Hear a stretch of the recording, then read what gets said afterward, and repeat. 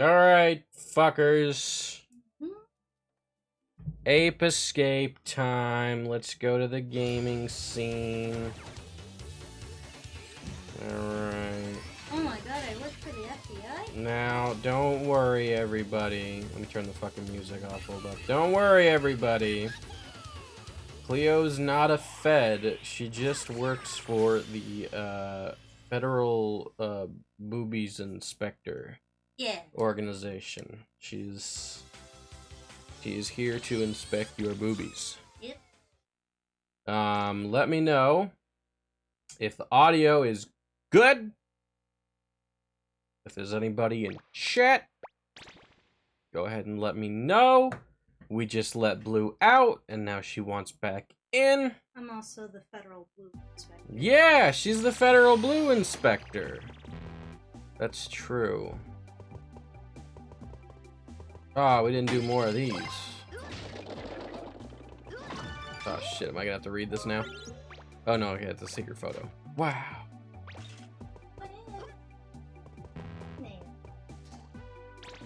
Oh, can you put the thingy on the door? Oh, I already did. Never mind. Yeah.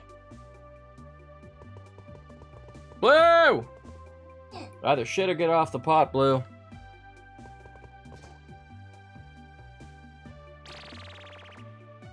Ian. Jimmy, I'm sending this gadget to you. Oh, finally, the Sky Flyer! Ooh. Christ almighty. To learn how to fly like a bird. Do you want to go to the Okay, hold gadget up, trader let now? me... Yes. Oh, no, you know what? I need to... Okay, so... needed to just do some settings real quick. Give me a fucking second! Settings! Just handling some technical stuff. Everything should be good. Everything is good. Everything is now good. I realized, I don't even remember if I acknowledged this in the last time that we played Ape Escape 2, because I feel like I think I was just like really tired last time we did this. I really don't remember. But I was just like skipping most of the tutorials. See, it lets you, like, you can just do the first part of the tutorial, and then it just tells you, you can go into one of these little gate things. And it's like, you know what you're doing, you know what you're doing. But then if you do that, you don't get the little extra monies. It's not that much extra monies, though, so... kind of not really worth it, but... I just thought I should at least acknowledge it. That's the kind of thing where if I'm watching a playthrough, it might piss me off a little bit. Be like, why did you skip that? Here I come. Let me... Skyflyer. How was your day, Cleo? Good. Been playing, I picked back up Monster Hunter Stories 2 again. Yeah. I know, I saw. Yeah. Just doing the, you know, the post-game stuff. Hell yeah. Is the post-game stuff typically I mean, I know there's only 2 of these games, but in Stories, is the post-game stuff typically kind of the bulk of the content? Yeah. Like, Yeah. You feel like you finished the main story, and... Because I saw your, the hours you had logged into it. Yeah. You by the time you got like finished the main story, it seemed like you'd only put like 30 hours or something. Yeah. I feel like the Monster Hunter being the shorter, regular Monster Hunter stories. Oh yeah. Oh Monster Hunter games. Oh, then the regular monster. Yeah. That makes sense. But just like Monster Hunter, the post-game stuff is like high rank. Yeah. Oh, I think just high rank. Does it still continue the story though, or is it just kind of? Nah, story's done. Oh, so, okay. Yeah. Interesting. But I mean, you know, who plays Monster Hunter for the story? Come on. Well, actually, I don't know. Was the story actually any good? You literally just fucking told me what it. We just captured an ally, folks. His name was Ally. We just captured a true ally. Stories. Is Monster Hunter. Is the story good in Monster Hunter Stories? As far as, you know, little Pokemon RPG stories can be. I really like it, actually. Oh, nice. I like the story from like 1 as well. Mm-hmm. But I noticed, like, yeah, for Monster Hunter Stories 2 and Monster Hunter Stories 1, the Monster Hunter Stories 2 is like, it's not like a sequel to the first one. Mm-hmm. Do you play as like it doesn't involve the same character? Yeah. And Yeah, is it like in a different region too? Kind of like the typical Monster Hunter games. Mm-hmm. Oh. Like what was it? I don't know if it would be spoilers or anything, but like in the second game you play as the granddaughter or grandson of a person named Red, Mm-hmm. who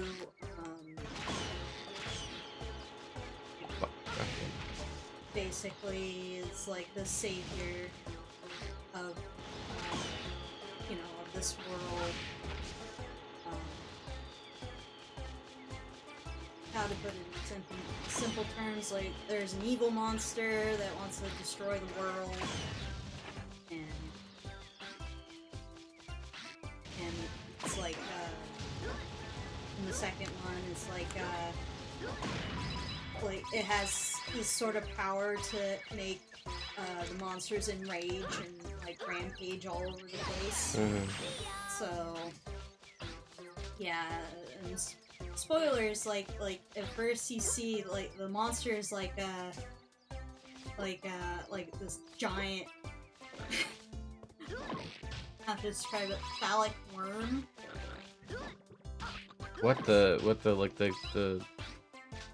What monster? It's like a elder dragon, I think. Yeah, elder dragon is like strangely phallic. And it's like in Stranger Things, like how it opens its mouth. There's, like, Yeah. bows and stuff. What is that? The final boss?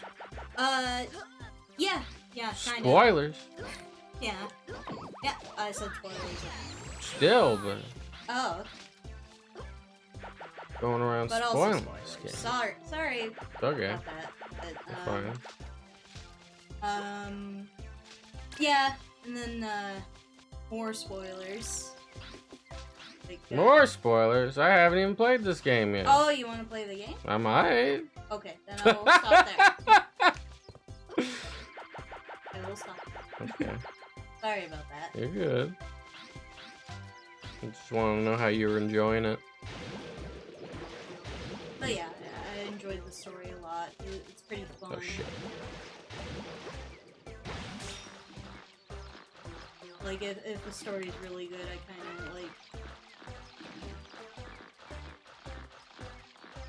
of it's so excited. I kind of go like, whoa, you know, like an audible whoa is like, oh my god, you know.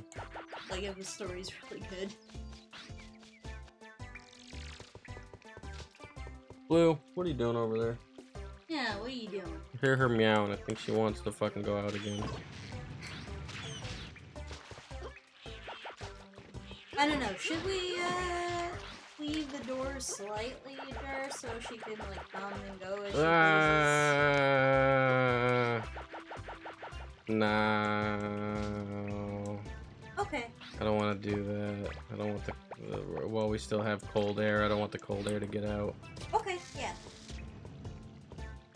Sorry, Blue. She's been cuddling and playing with us all day. I don't know what the hell she wants sometimes. Jesus, oh my god, it's all falling. Here, phone stand. The end of the world, oh my god. What the fuck fell? Your phone stand. My phone stand thingy. It's a gooseneck. For your information, it is a gooseneck. Well, I call it a thingy if I don't know what it is. I don't know what Or it's if I called forget. either. The gooseneck thingy. It's like one of those little grips you tie to the table, and then you gooseneck it out. I don't know how the fuck to describe it. Look up gooseneck phone stand. You'll know what I'm talking about. Find one on Amazon or some shit.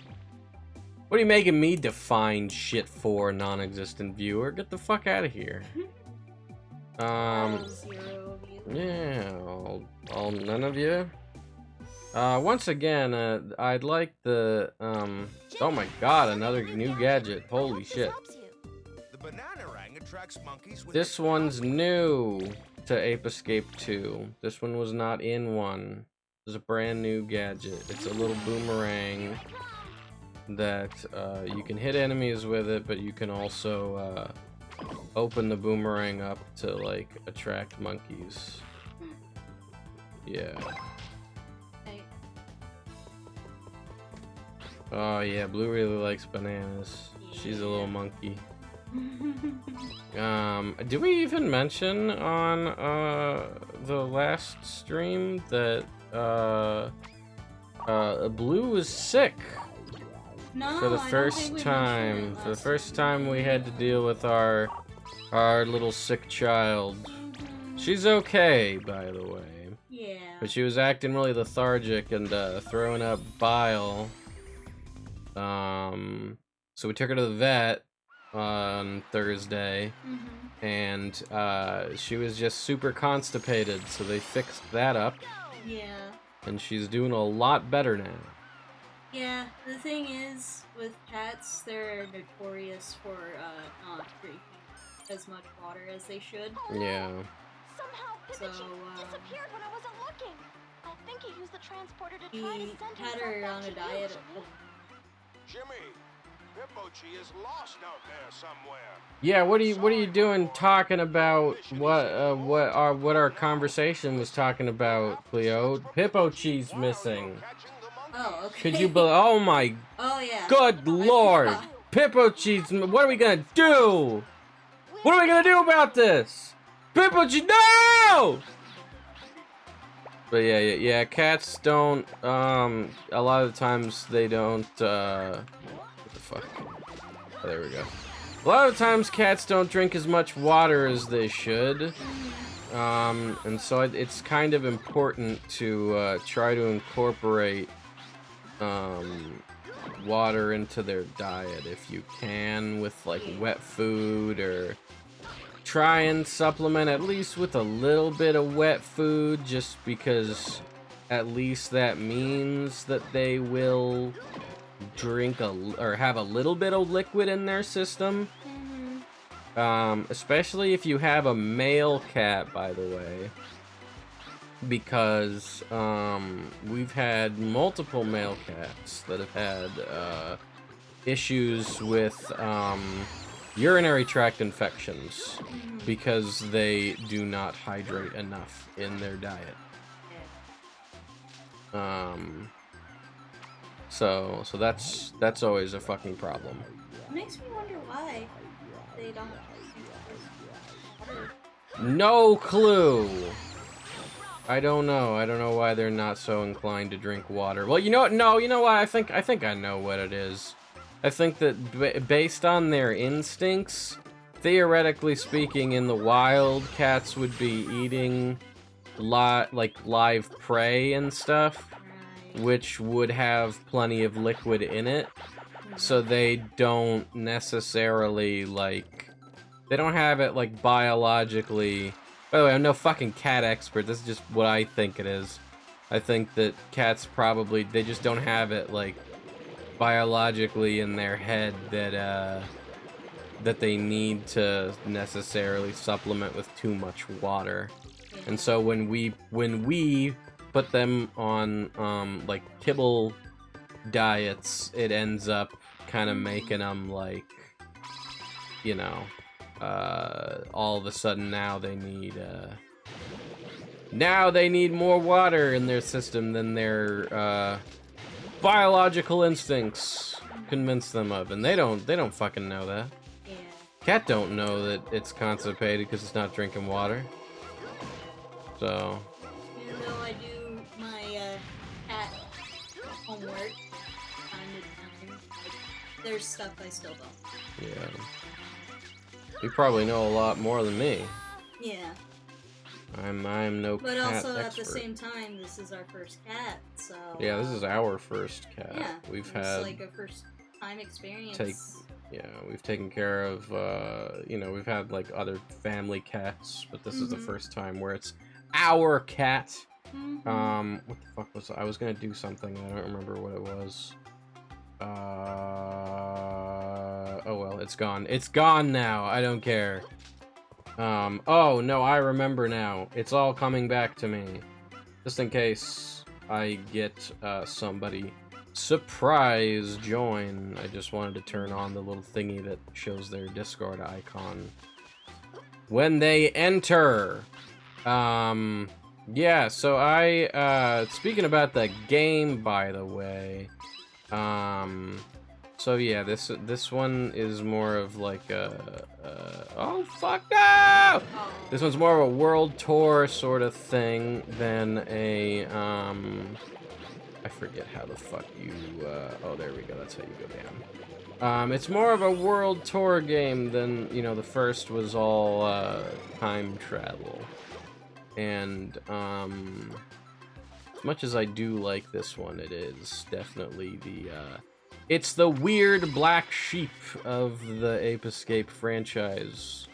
This one did not have the same dev team, and it did not have, hold up, I need to line that up better. It did not have the same dev team, and it did not have the same composer. Soichi Terada, composer for the first game, did not come back for this one, and he is sorely missed in my eyes, because he made a damn good soundtrack. And where the fuck did the monkey jumped? I don't know where he went. This is a travesty. Now there is a monkey on the loose. Everybody remain calm. There he is. I found him. Don't worry, everybody. Got him. What the fuck was I gonna say? I was gonna say something about Ape Escape and I forgot. Oh, I was... What? Would you say an ape has escaped? Asks Aster. I don't know!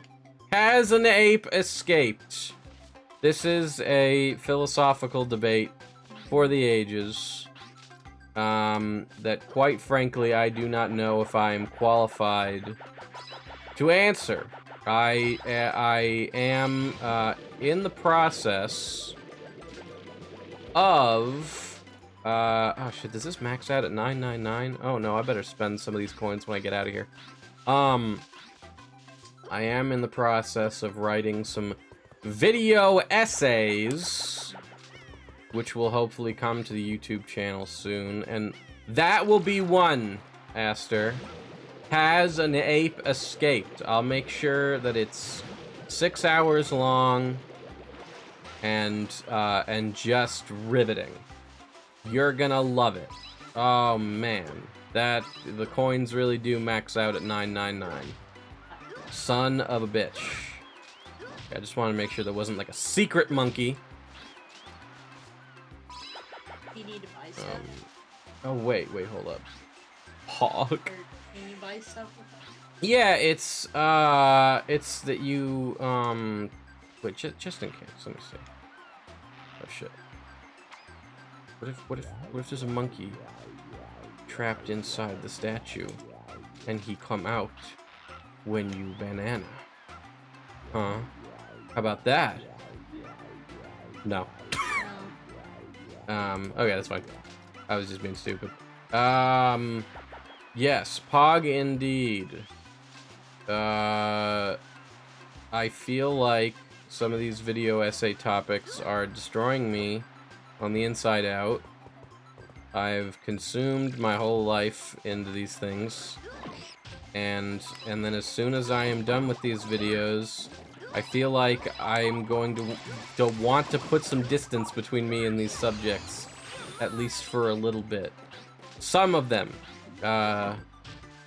I'm doing one just about my general game design philosophies, and that one, you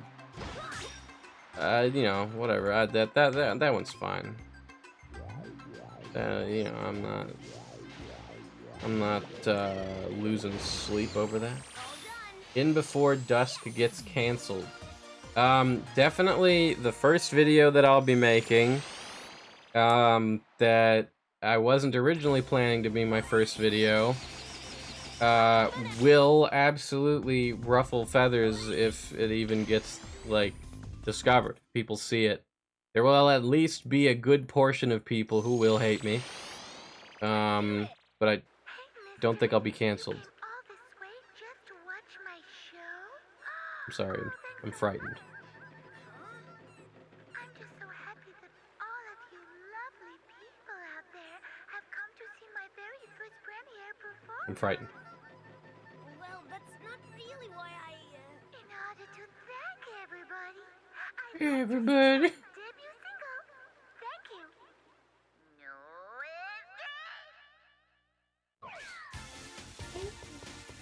No, No! Oh,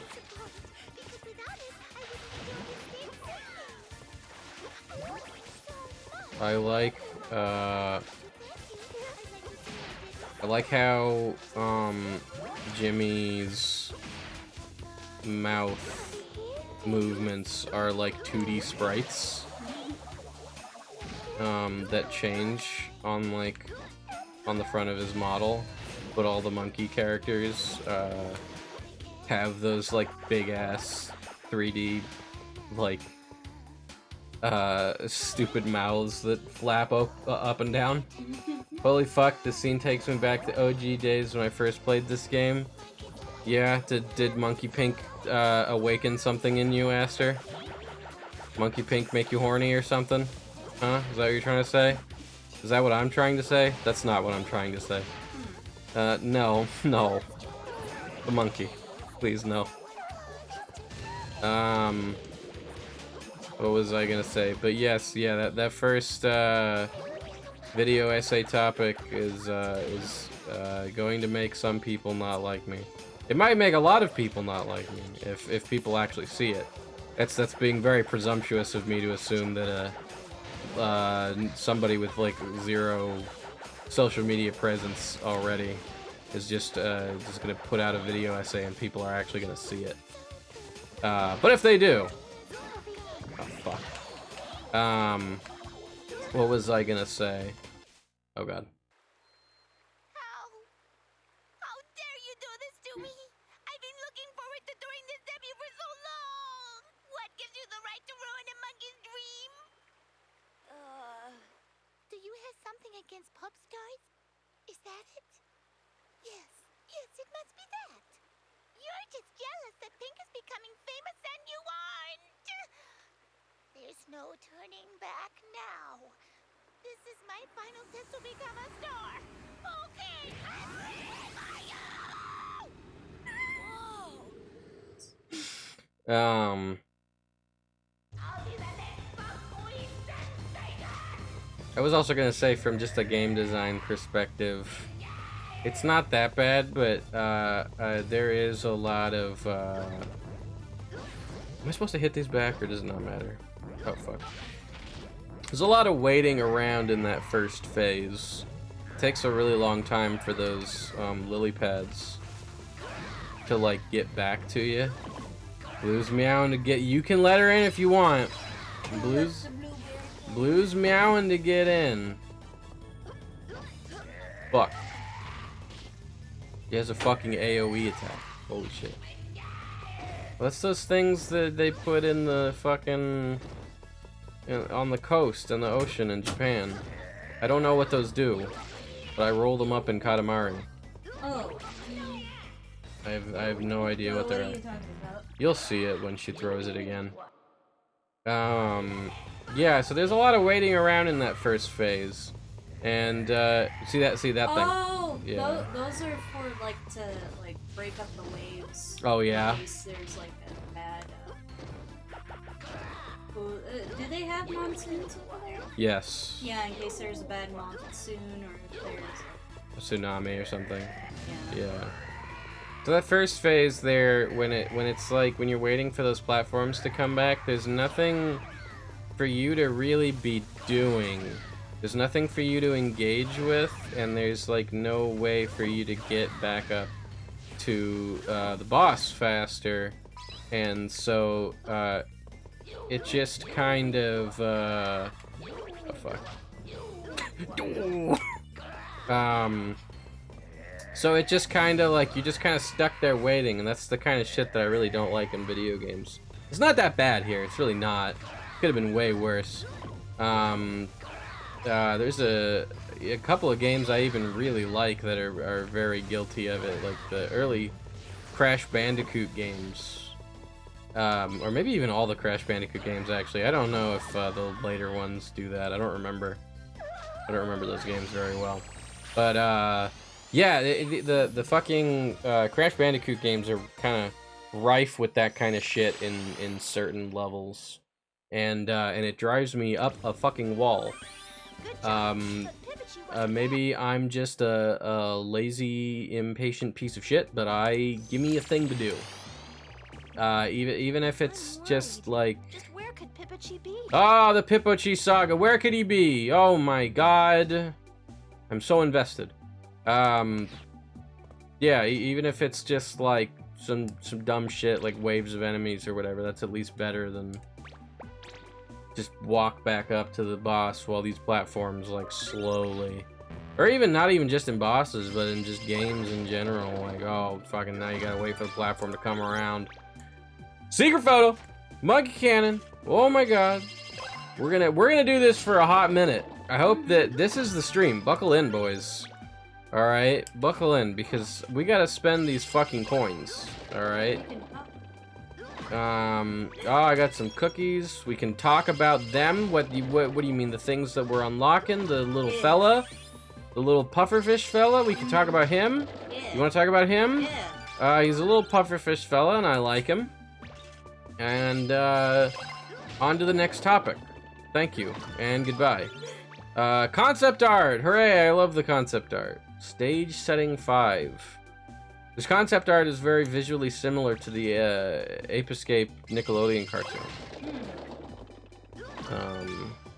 Which I think the Nickelodeon cartoon was very heavily based on Ape Escape too. Oh, okay. I think that's kind of where that came from. Minigame prize! Dance Monkey Dance! It's a little taiko drum. Oh, we'll be playing the minigames later, don't worry about that.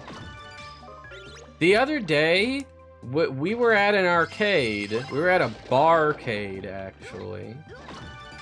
And, oh, sorry, I skipped right past that cool concept art. I apologize. We were at a barcade, and at this fucking barcade, they had a taiko machine that was operational, but had no sound. It just had a little fucking... Did you see that? I can't remember if you were, like, off in the bathroom or something. Yeah. Yeah. We got a little bit, a little toasty. We had a couple of drinks. Oh, it's a fortune. It seems that when hippos sweat while sunbathing, their sweat reacts with the cold air and turns into a red blood-like color. Oh, I think that wasn't a fortune. I think that was just a fact. Whoops. I don't know if that's true. Somebody Google that. I'm sorry if I'm spreading fake news. I'll Google that. Monkey Fable. Oh, alright. Let's read Monkey Taro Part 2, everybody. The old lady monkey began doing the washing in the river, when, much to her surprise, a giant banana came drifting by. But she wasn't hungry in the least, so it mattered little to her. 2 days later, a rotting monkey was floating near the shore further down the river. A rotting monkey? What? This is some creepypasta shit. Creepypasta reading was yesterday. Yeah. What is, new creepypasta idea. Rotting monkey level, Ape Escape 2. I gotta, here's the, oh wait, hold up, here's a comic strip. I have all these, by the way, in physical form. Whoa. These comic strips were, like, published in Korokoro magazine, Mm-hmm. which was that's the weekly magazine that the Pokemon manga is published in. And so I have all the physical volumes of all these.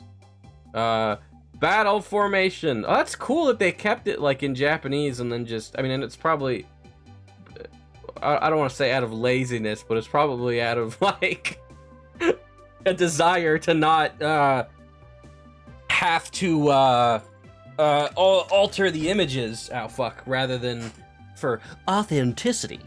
But it's kind of cool that they actually kept the Japanese text and then they just, like, translated under. That's neat.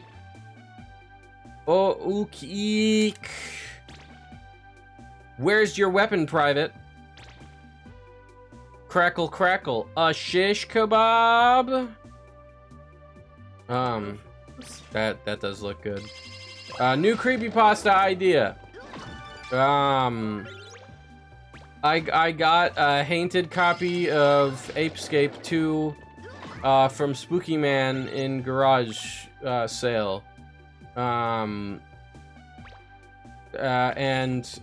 when I opened copy of game, it was black screen, and then a hyper-realistic Jimmy. Oh shit, I forgot to read the name of this one. A hyper-realistic Jimmy came out of the screen, his eyes was bleeding, and there was a picture of a real rotting monkey.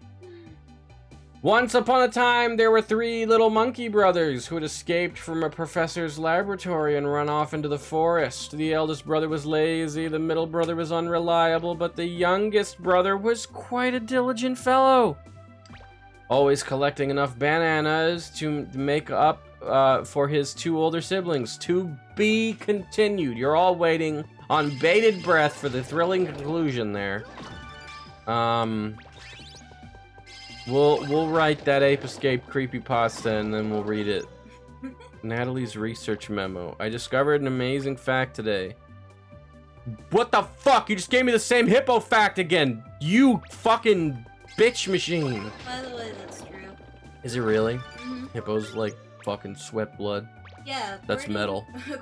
Well, not exactly, but according to Google, Well, it looks like within it. a few minutes of perspiration, the colorless, viscous sweat Ugh. of the hippopotamus gradually Viscous. turns red Fucking and then brown as the pigment polymerizes. Fucking viscous sweat. Okay, Google. Okay, Google. Xbox off. Okay, Google. Text to mom I'm horny. Send. Yes. Correct. Send. Yes. Concept art for the professor. Look at this angry fella. Wow. Look at him. I guess maybe originally they were planning on this not being the same professor. Because I think it is supposed to be the same professor. Mm-hmm. Monkey Fables. The 3 Little Monkeys Part 2. That's what it was. Part 2. You fucking ready? One day, when the youngest monkey was out collecting bananas, he noticed a monkey running around in a frenzy. When he asked the monkey what was the matter, it seemed that a giant Jimmy armed with a monkey net was lurking in the area. Hearing that, the youngest brother ran home as fast as he could to warn his older brothers of the danger. To be continued. Holy fuck. I'm on the edge of my seat. I'm sorry, I know this shit's probably boring. Holy fuck! Oh my god, the next part. Never mind, this isn't boring anymore. This is exciting. After sharing the news with his brothers, the 3 of them began constructing houses to protect themselves from the terrible Jimmy. A terrible Jimmy sounds like some kind of slang. The eldest brother quickly gathered up some straw and slapped together the house on the spot. The middle brother built a house out of wood, and the youngest brother found some bricks and labored hard to build a sturdy house. A few days later, the dreaded Jimmy reached the homes of the three brothers. I knew it! I knew they were gonna fucking cuck me! God! Oh, I'm so angry! Oh, I like the penguin. He's good. Alright, next discussion topic. The penguin. Thoughts? Oh, fuck, never mind. Fuck your thoughts. Monkey fables. The first house. Give your thoughts on the penguin. Okay. The first house of straw could not even stand up to Jimmy's body slam attack, so this brother ran to the next brother's house. However, the wooden house was vulnerable to Jimmy's stun club, and so the two brothers had to scramble to the youngest brother's house of brick. Unfortunately, the brick house was still under construction. All three were captured together. The end. You know, sometimes it takes balls to write a story where the bad guy wins. Note from Spectre. Even a stone monkey Buddha can talk. English equivalent, every picture tells a story. Shut the fuck up, Spectre. Jesus. Trying to lecture me. No, don't give me more money. I'm trying to spend the money. Stop it. Oh. Whoa, Jesus. You scared the shit out of me. Seems like coming at an awkward time. No. Wait, hold up. Let me just make sure. You talk so I can make sure that your audio is not fucked. Oh, yeah, like last time. Yeah. Oh, well, not just that. I was just hoping it wasn't, like, too loud. Yeah, too loud. Or too quiet or something. But it looks good. Cool. Hello. I've been meaning to ask you, you know. Yes.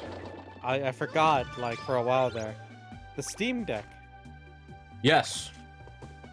What about the Steam Deck? I am also interested in the Steam Deck. So, I pre-ordered a Steam Deck last October. And you know what? Let me actually double check my email right now, live. You won't see it. I'm not going to show you my email chat, but let me check my email live right now to see if I've gotten my Steam Deck email yet. Steam Deck. No, I have not. But according to the Steam, my Steam Deck email should be coming literally any day now. Because right now, looking in Steam, it's showing me that you can reserve one right now, and that the expected, like, availability, like, for actual orders is between October and December of this year. Hot damn. Oh. Yeah, it was mostly because, like, I think they got the bulk of the pre-orders done already, which is why it's a much shorter turnaround now. Yeah, so what version did you go with? Whatever the most expensive one was.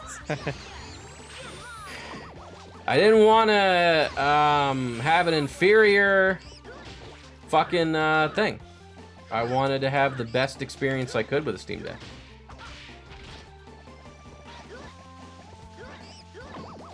It's because comparing the editions, for the most part, all I really see the difference being is just the storage native. Yeah. Yeah, I wanted as much storage space as I could get. I don't know realistically how many games I'm going to play on it. I do know that I don't play PC games as much as a lot of other games because my PC is at my desk, and if I want to sit back and play a video game, I typically do not want to be sitting up at my desk. I want to be laying down in my bed. So the Steam Deck can accomplish that. I can have that goal achieved. Just looking a bit into it, what really appeals to me and why I can see I can very quickly run out of space on this, Yeah. is that it is a very effective emulator. Yeah. and that is Not that I would ever do extremely that. tempting. Not that I would do that either. No, not that I would ever do that. I mean, of But course, I would back up all the games that I own. But Right. yeah. No, but I would never. I found Pivotine. But on top of that, I'm gonna Yeah. I noticed. Mm-hmm. I forgot which one of the King of Fighters, but I checked, and it is compatible. Hot damn. So I was thinking, like, all the stuff that I have, like the Blaze Blues, you know, and the King of Fighters, and like what else, like, is being like phased into compatibility. I, in theory, could probably have like all the fighting games I own on Steam on the Steam Deck. Oh, that's dope. The Persona 4 Arena Ultimate X is not available yet, from what I can see. It looks like, which is a shame. But I mean, just like, you get the idea of what I mean, right? Yeah. As these things like start to come out, like hopefully all of them. In theory, Guilty Gear Strive is playable, but I don't know how that would turn out exactly. But I don't yeah. know. I do like the novelty of being able to play my fighting games on the go. But I Yeah. also do I even if I'm not like a pro at fighting games, I notice the latency. And so I don't want latency. I don't know I will notice it. And it will bother I don't know me. if I could tell. I don't know either, but I certainly can, and it bugs the shit out of me. I can notice it even when it's like not in fighting games and shit. 14 is King of Fighters 14, I should say, Mm-hmm. is compatible. Hell yeah. I don't even know if you like that one, but yeah. I do, but what was it? I didn't have very many people to play it with because everybody was like, ew, it looks like a PS3 game. And I was like, okay. Oh. You know, if you have it then, do you? I have it on PS4. Oh, damn it. Sorry. Sorry, friend. The only fighting games that I can think of off the top of my head that I have on PC, I do have Ultra Street Fighter 4 on PC, and I do have Tekken 7 on PC. And that's about it. Oh no, sorry, I'm sorry. I have King of Fighters 13 on PC. I have King of Fighters 13 on PC. Hey! We should One do of that these sometime. days. Yes. Would you Yeah. want to potentially stream a 1v1? Oh my god, I'd get my ass kicked. It'd be fun though. But I don't know about that. I don't really know how to play this game. I played it for like, I tested it for like a minute just to make sure it worked, and that's all I did. It's been too long, I barely remember. I might just have to fucking pick Terry even though he wasn't my main, because I'm so familiar with how he plays in Smash Brothers that maybe it'll come back to me.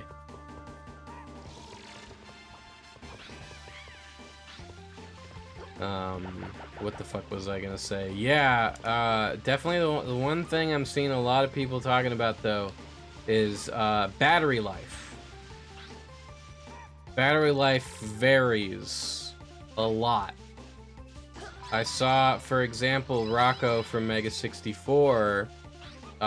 He got his Steam Deck and he said that when he's just like playing the old Super Nintendo Final Fantasies on his Steam Deck, he's getting like 8 fucking hours, 8 to like 10 hours of battery life. But then he said he what was it? He started playing like a more modern game on it, and he was like, yeah, and then I got like an hour. What was that one really meme game? Devil May Cry. There we go. Was it that one? I don't remember. Maybe it was Elden Ring actually. Elden Ring on the Steam Deck? Are you serious? I think you can. I could be wrong. Don't quote me on that, but it was like it was a much more modern game, and I just thought it was funny that I was like, okay, yeah, it's all right. I think he said when he played Phantom Pain on it, he got like a good like 3 hours of battery life. So your mileage will vary, but also it probably, it depends on the graphic settings that you put and like shit like that. Yeah. But oh fuck no! I am interested though I just want to fuck with it. I want to see what kind of shit I can run on it. I'm very curious. I not that I'll be doing anything with it, but I wonder if you can run Dolphin on it. I bet you could. I bet you could, because Dolphin's a pretty... As far as emulators go, Dolphin is just really clean and, like, well streamlined. So I don't think it really takes comparatively that much computational power. But the idea of being able to reliably play GameCube games on the go, theoretically, of course, is pretty fucking cool. I have been trying to gradually assemble, and I think I'm almost basically done for the ones that are like English localized. But I am trying to see if there's a way for me to put all in one place a library of the Fire Emblem games. And for the most part, I have a way to play basically all of them right now, but they're all spread across different systems, and I was hoping just to have like just streamline that whole process. Yes, and in theory, if the Steam Deck could do that, which it seems like it might actually be able to, I would come. You know what? I would be so happy. I've never actually fucked with 3DS emulators. I don't know how good they are. Oh yeah. Well, I know DS emulation's good. Not emulation per se, but a buddy fucked with like a 3DS like not too long ago, and basically got all of them. That's good at least shit. The modern ones on it with all the DLC included. So completely unrelated, I would like to bring up that the 3DS store is permanently closing soon, and some stuff is even being like removed early. I think Sakurai said something about. I think Sakurai made a statement where he was like, yeah, some of the like DLC costumes and stuff in Smash Brothers for 3DS probably won't like ever come to a future Smash Brothers game ever again. So this is it. Like, get them now, or they will be gone. Which was disappointing. So just throwing that out there. Yeah, and that totally has no relation to the reason why my buddy did that to of course. Definitely. Not me, but that's the cool thing too, is that at least with stuff like that, at least with shit like Smash Brothers, it's gonna be well archived. Oh hey, as we were talking, I just reserved my edition of the Steam Deck. I also got the top of the line one. Oh my god! That's amazing. I can't wait. I can't wait for my Steam Deck to come in. I'm gonna do so much dumb shit with it. I'm very excited at the prospect that the Switch will have a competitor, because just even in general terms, not even just when it comes to video games, but just as a consumer at all, you will get the best. You will get the best out of corporations when they when they feel like they need to draw you in. When they feel like they've already got you, then they'll just give you whatever they damn well please, and you'll like it. Because where else are you gonna go? But when there's competition, that breeds excellence. Because everybody is trying to one-up each other. We got Breath of the Wild because fucking Skyrim came out the same day as Skyward Sword and sold a bajillion more copies than it. And Nintendo had to go, okay, what the fuck is this Skyrim thing? And why is it the reason that Zelda, for once, didn't sell well? And same thing with like the Switch in general. We got to every aspect of the Switch because the fucking Wii U was a disaster. And now Nintendo's kind of sitting there a little complacent. And it's bothering me. But if the Steam Deck provides a decent competitor, then they might have to actually bend over backwards for the consumer again. That would make me happy.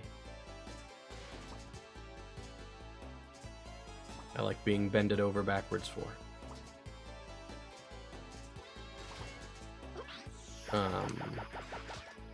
But yeah, no, I really want to fuck with that Steam Deck. I really want to see what it can do. Can I say, I know I like mentioned it already, but man, this is a trip seeing you play this game. I haven't thought about this game in so long, and I love this. I replayed this several times back then. They re-released this game on the PS4, and it was so strange because when they did, it was like they basically established that they had the technology to start bringing PS2 games to the PS4, and then everybody got really excited, and then they did it for like 5 games, and then they stopped, and I don't know why. I know there was like a, oh fuck, well, there was like a Twisted Metal game, Ape Escape 2, I think a,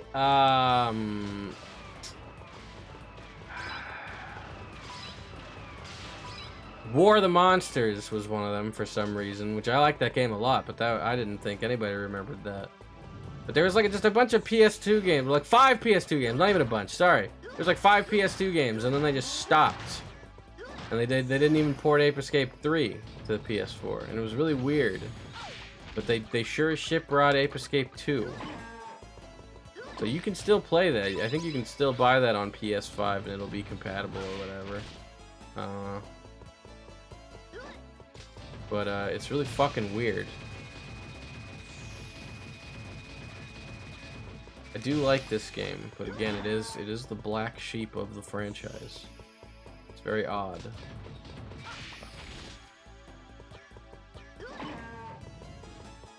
You know, it's interesting. This game was one of the games that actually, like, I can clearly remember was one of the direct reasons why I started to consider, like, a little more deeper the concept of, like, what makes a game.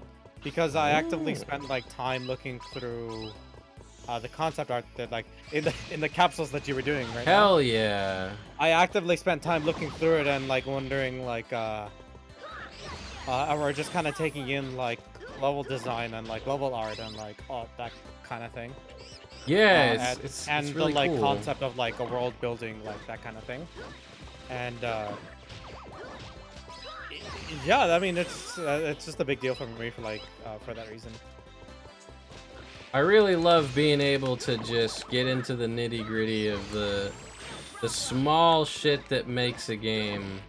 Obviously, I've talked about it before on here, but when you're actually, like, working on a game, there's a lot of stuff you take for granted. Holy shit, thank you for the follow. Thank you. Hot damn, thank you. There's a lot of shit that you take for granted. Like, you sit there and you think to yourself, okay, the game needs a main menu. Let's just slap together a main menu. Then it's like, no. This is like a whole process. Wait, hold on. Before you forget, because I know sometimes you forget, you didn't blow a kiss to the new follower yet. Fucking, excuse me? That's a thing you do here, right? Oh, yeah?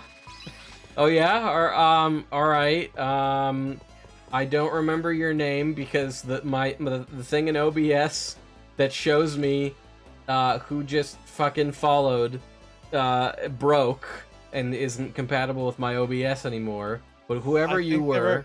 Crystal, there we go. Oh, it's right there at the bottom of my fucking thing. You're right. Oh my god. I had fucking Yui Kuma make this whole goddamn thing so I could see the recent follows. And I spit all over it. Crystal X1 mwah. You're the first person to ever get that because Aster just made that the fuck up. I got you, buddy. Flip that. That's yours forever now. You just got pranked. Yeah. I think I mentioned it before, but when Nemu, a VTuber on Twitch, whenever she gets like a follow, she sings like Magikarp and like it plays too on stream. She has stuff like that for like every like scenario, like follows and different like amounts of gifted subs or so Who's on. Nemu? That sounds so familiar. She fish. She fish. Ah, yes. I do remember her now. She's great. Fuck yeah. How actively does she stream on Twitch or on YouTube? Twitch. She's actually pretty active. How actively do you do you have like an allegiance yourself to the platforms, to Twitch or YouTube, just as a viewer? Do you prefer one over the other? That's a little tough. I'm tempted to say that it is an even situation. Mm-hmm. However, I will readily admit that I actually don't watch too many streams anymore. What I do more these days, because I mean I just don't have the time to catch them live most of the time. What I normally do at this point is I'll either watch clips on YouTube or I will watch like sections of like VODs on Twitch, right? Yeah. So it's kind of even. That's fair. That's fair, because I definitely, I don't really, personally, I don't know, I feel like I'm kind of split too, but, I do see a lot of people that, very reasonably so, just have a preference towards kind of one environment over the other. There was a period where I was very strongly one and then very strongly the other. Now I'm just where I am now. I definitely, I had a large period where I just did not understand Twitch.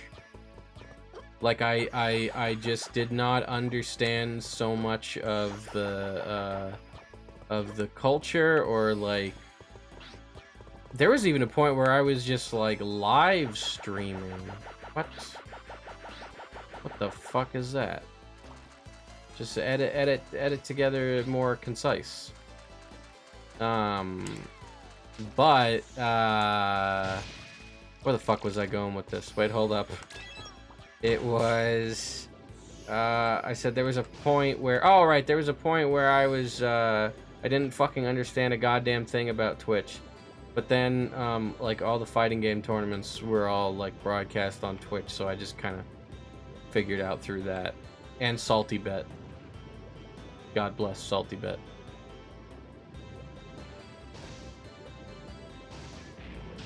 You know what's this is completely unrelated, but I keep thinking about it. Uh-huh.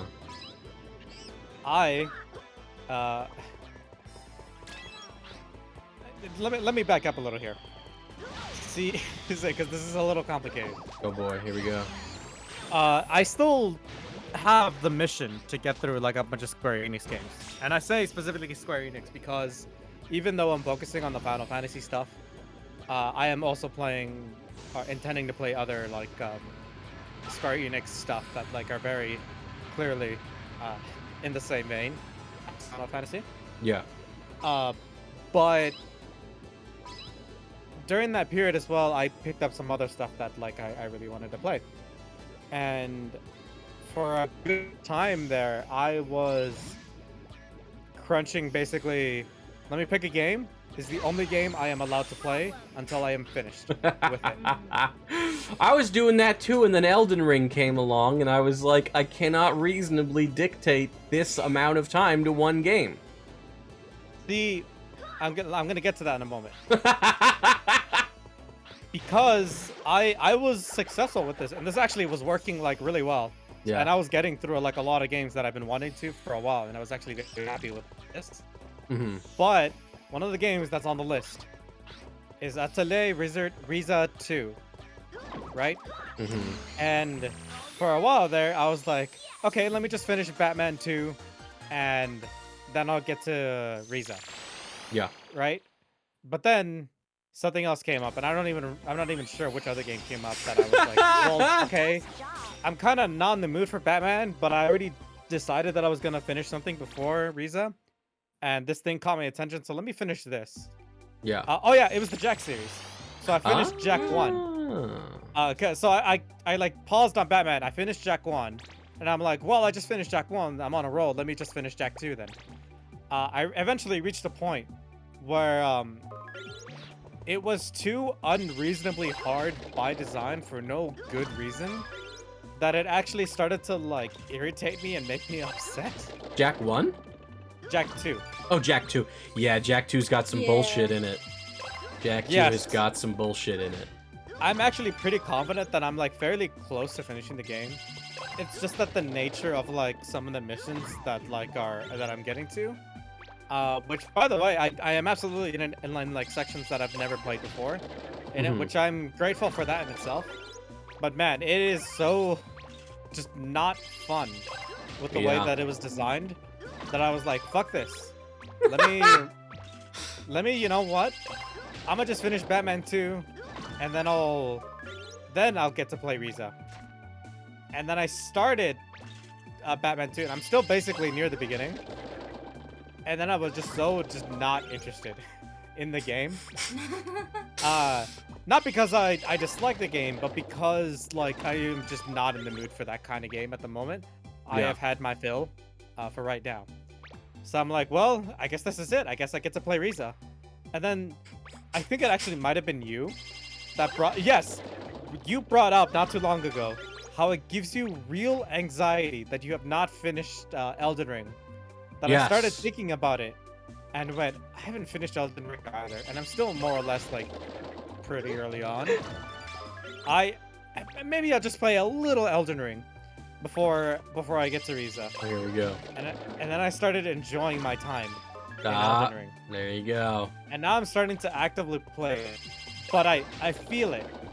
I can feel that if I'm not careful and I'm not strong, that I will slip and give in to Riza and play Riza instead. I can feel it there. I'm trying to finish the fight here. I've only got like 4 more areas left in Elden Ring. Although I won't lie to you, I got a little bit tilted today. I don't know if it's just because I haven't been putting as many points into like HP, and I've been like trying to get my faith up to do some more incantations. But I was in a fucking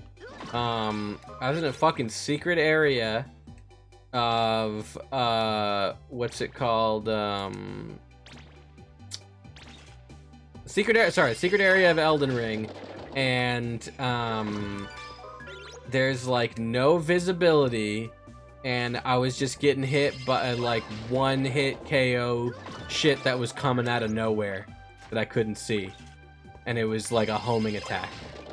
Oh, I have a story for you. And I was just like, I don't understand like this. I just want to like walk 2 feet forward, and this I don't know if like I can't be under leveled for this part. I've barely ever lost all my souls in Elden Ring. I've been pretty good about leveling up, so like I don't know. I have like the best armor I could possibly have right now, and it's just like Jesus Christ, man. But go ahead, yeah. What was your thing? Before I tell the story, I also want to say, have you seen that like? I'm sure you've seen that meme where it's like a paladin and he's like, hold strong, brothers, don't give in to women or something like that, right? Yeah. I feel like that's me right now. With the where I'm telly. like, I'm like, no, I am not going to be tempted by thighs. I am going to finish this cool game, and I will enjoy my time with it. But I feel that it's there. Give in to the anime temptation. thighs. Yes. Which by the way, also let me just quickly get out. I have basically pre-ordered almost every Riza figure Oh of my Riza herself. God. You're a fiend. I'm only missing 2, and that's only because the like release date is like another year or like maybe 2 at the most or something. So I'm like, okay, that's too far into the future for a pre-order. I'm good. I'll figure that out later. I'll cross that bridge when I get to that. But for now, I basically have mostly every Riza figure like coming like sometime this year. Well, I applaud you because I'm lacking.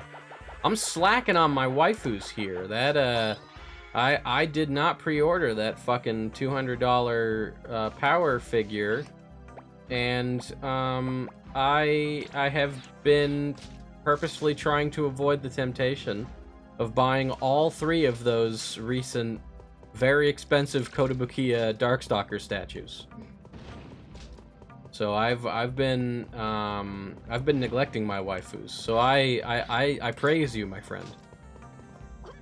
That power figure is $300 on Tokyo Otaku Mode. Oh, Jesus Christ! I think it was like $250 in the place that I was gonna pre-order it. But it's it's $270 with the welcome price for the premium membership. But yeah, it's like a 1/7 scale though. I felt kind of like I don't know if I want to pay $200 for that. Like maybe if it were bigger, I don't know. Oh, but yeah, go ahead.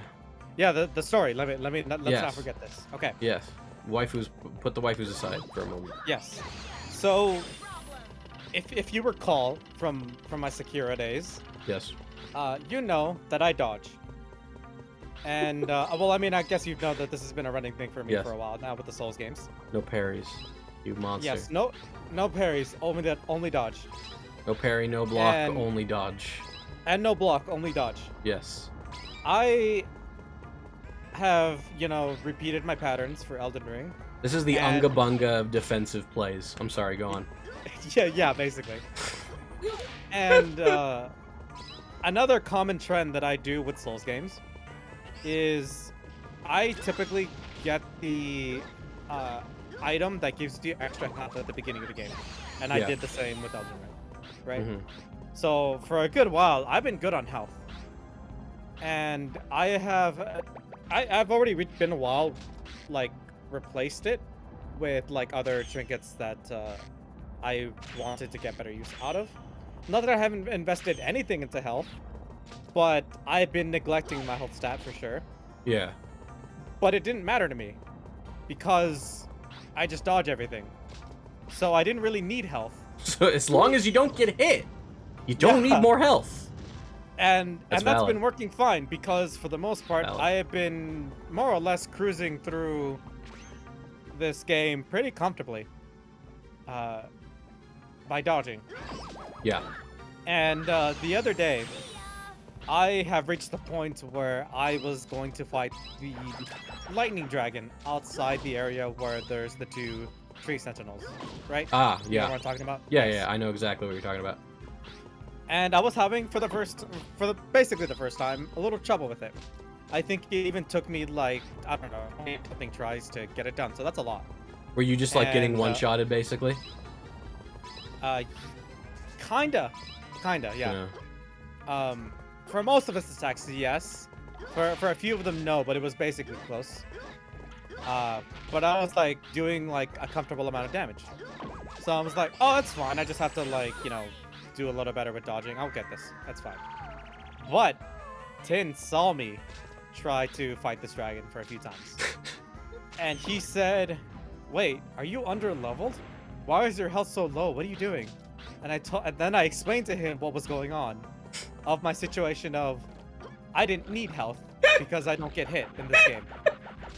And he got very upset. That sounds about right. Yeah, so that happened. Which, by the way, I beat him like Oh, today, congrats. this morning or something. I just woke up and decided to beat him and did. So. Solo? Huh? Yeah, solo. There was a, I'm not gonna. You'd think I summoned for this game. There was a. I'm not gonna say specifically which boss, just for spoilers' sake, because it's such a late game thing. But there was a boss that was just in this like really tiny, unremarkable little like fort, and I was like, it took me like a whole fucking day to beat this boss, and I was just like, why is it like what the fuck? Like, this is such a like, there's like no fanfare for this boss whatsoever. Why was this so hard? And then after I beat it, I got a thing that unlocked a whole secret area, and I was like, oh no, okay, that's why. There we go. Did you summon for that boss? No, I didn't summon for any of the bosses. I do not summon typically. Sometimes if I well, actually honestly not even that much anymore, but like back in the day, if I was like, I feel like seeing the Solaire lore, I might summon him in like Dark Souls 1, but that was like about it. Right now, after my plan, just to give you the idea, is I am going to finish this region I'm at, you know, the area before the Doubletree Sentinels. Yeah. And from there, depending on my level, I'm considering, because I've already unlocked the option to fight Radon, I'm considering if once I'm done with this area, is it time to fight him? Oh, yeah. Or do I then want to explore the city and then fight Radon? I mean, honestly, I fought Radon like as soon as I could like get up to that area. Oh, fuck, are you telling me I have to do that now? What? Well, because you did it, now I have to, don't I? No! That's how this works. But you're already higher level than I probably was when I fought Radon. Oh, that's a good point. So yeah, that's what I did. Is that what I think I might have been under level. I really don't know, honestly. If I'm being real, but I think. Let me double check. I want to say the supposed recommended level is like in the 80s. Oh yeah. Let's see. Let's Google this right now. Actually, no, I'm totally wrong. It's between levels 60 to 75 is the typical recommended thing. There you go. Is the first thing that pops up when I search. He was, in fact, a motherfucker, though. I am going to stream him when I get to him. Oh boy. I want to see that. I absolutely want to have a record of my experience with Radon. He is a motherfucker. He's really like, oh my god. In that case, I think what I'm gonna do is I'm just gonna finish this area that I'm in, and then I'll move on to just straight up fighting with Dom. You found patches, right? No, well, but What? yeah, actually, yes, Oh, I have. Okay. He was in some like bandit cave where he tricks you to open a chest and then attacks you. Yeah. And then Classic surrenders when patches. you're like close to winning. Yeah. God, I love him. He's my favorite. You know what I was thinking though? Uh-huh. I don't know if I would do this, but I thought just because I'm not confident on like, especially with how relatively soon it's been. I don't know if I really want to revisit a game, but I was tempted to go back to Sekiro and actually parry the whole game and only let myself parry. Like no dodge, right? Like that kind of thing. I mean, there's some stuff that you can't parry. Yeah, I mean, obviously, aside from the, like, you absolutely have to. There's no other way, but... Doing the challenge runs is always kind of fun. I mean, I guess in a way it's always a challenge run when I tell myself I'm not gonna summon in Souls games. But yeah, it's good shit.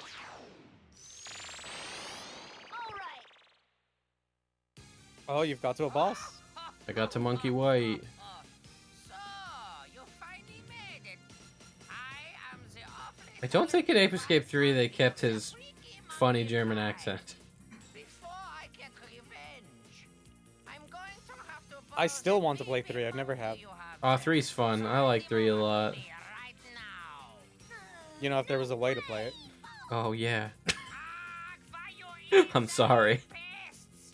In that case, you leave me no I mean, you can get, Oh my you God, can get what's this? PlayStation Now and have it very slowly streamed to your console. He's right here, kid. Do you not want that? This little I guy's think I'm so good. friendly with you, yeah? Do you guys not have phones? Great source of data on humans. So say goodbye to I can't remember what it was, but there was some game where like a new some like weird discovery was found only in the Google Stadia version of the game. And the funniest thing ever was that every time people brought it up, the response was always like, "Wow, somebody actually played the Google Stadia."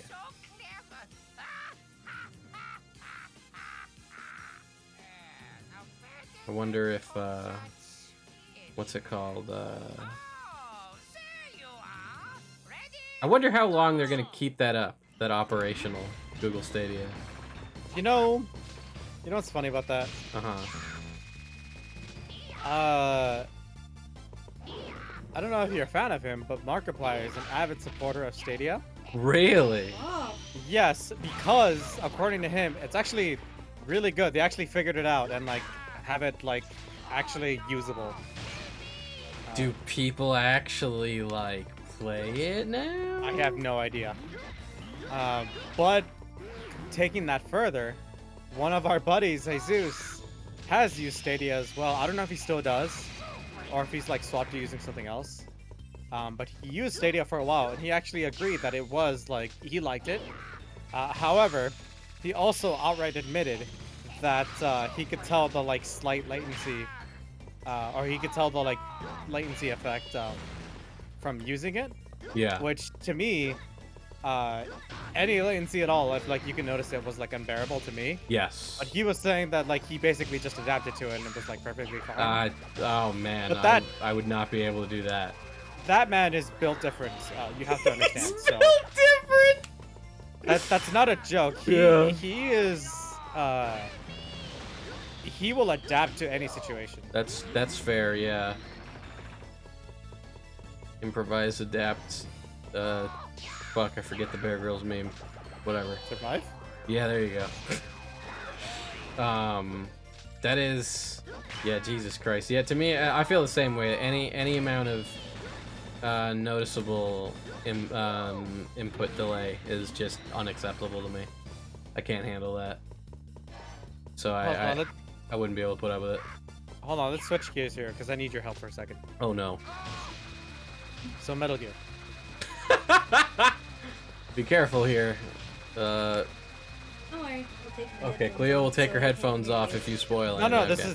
this is not a spoiler thing. He says it's not a spoiler thing. Oh, I want to play one. How do I play one? One? Because you know it's Metal Gear Solid 2, 3. That's what I played. But how do I play one? Is there a remaster? Like, No. is that an option? No. Well, I guess Do I'm you not playing have a one. PS3? I do. You do have a PS3? I do. Download it on your PS3.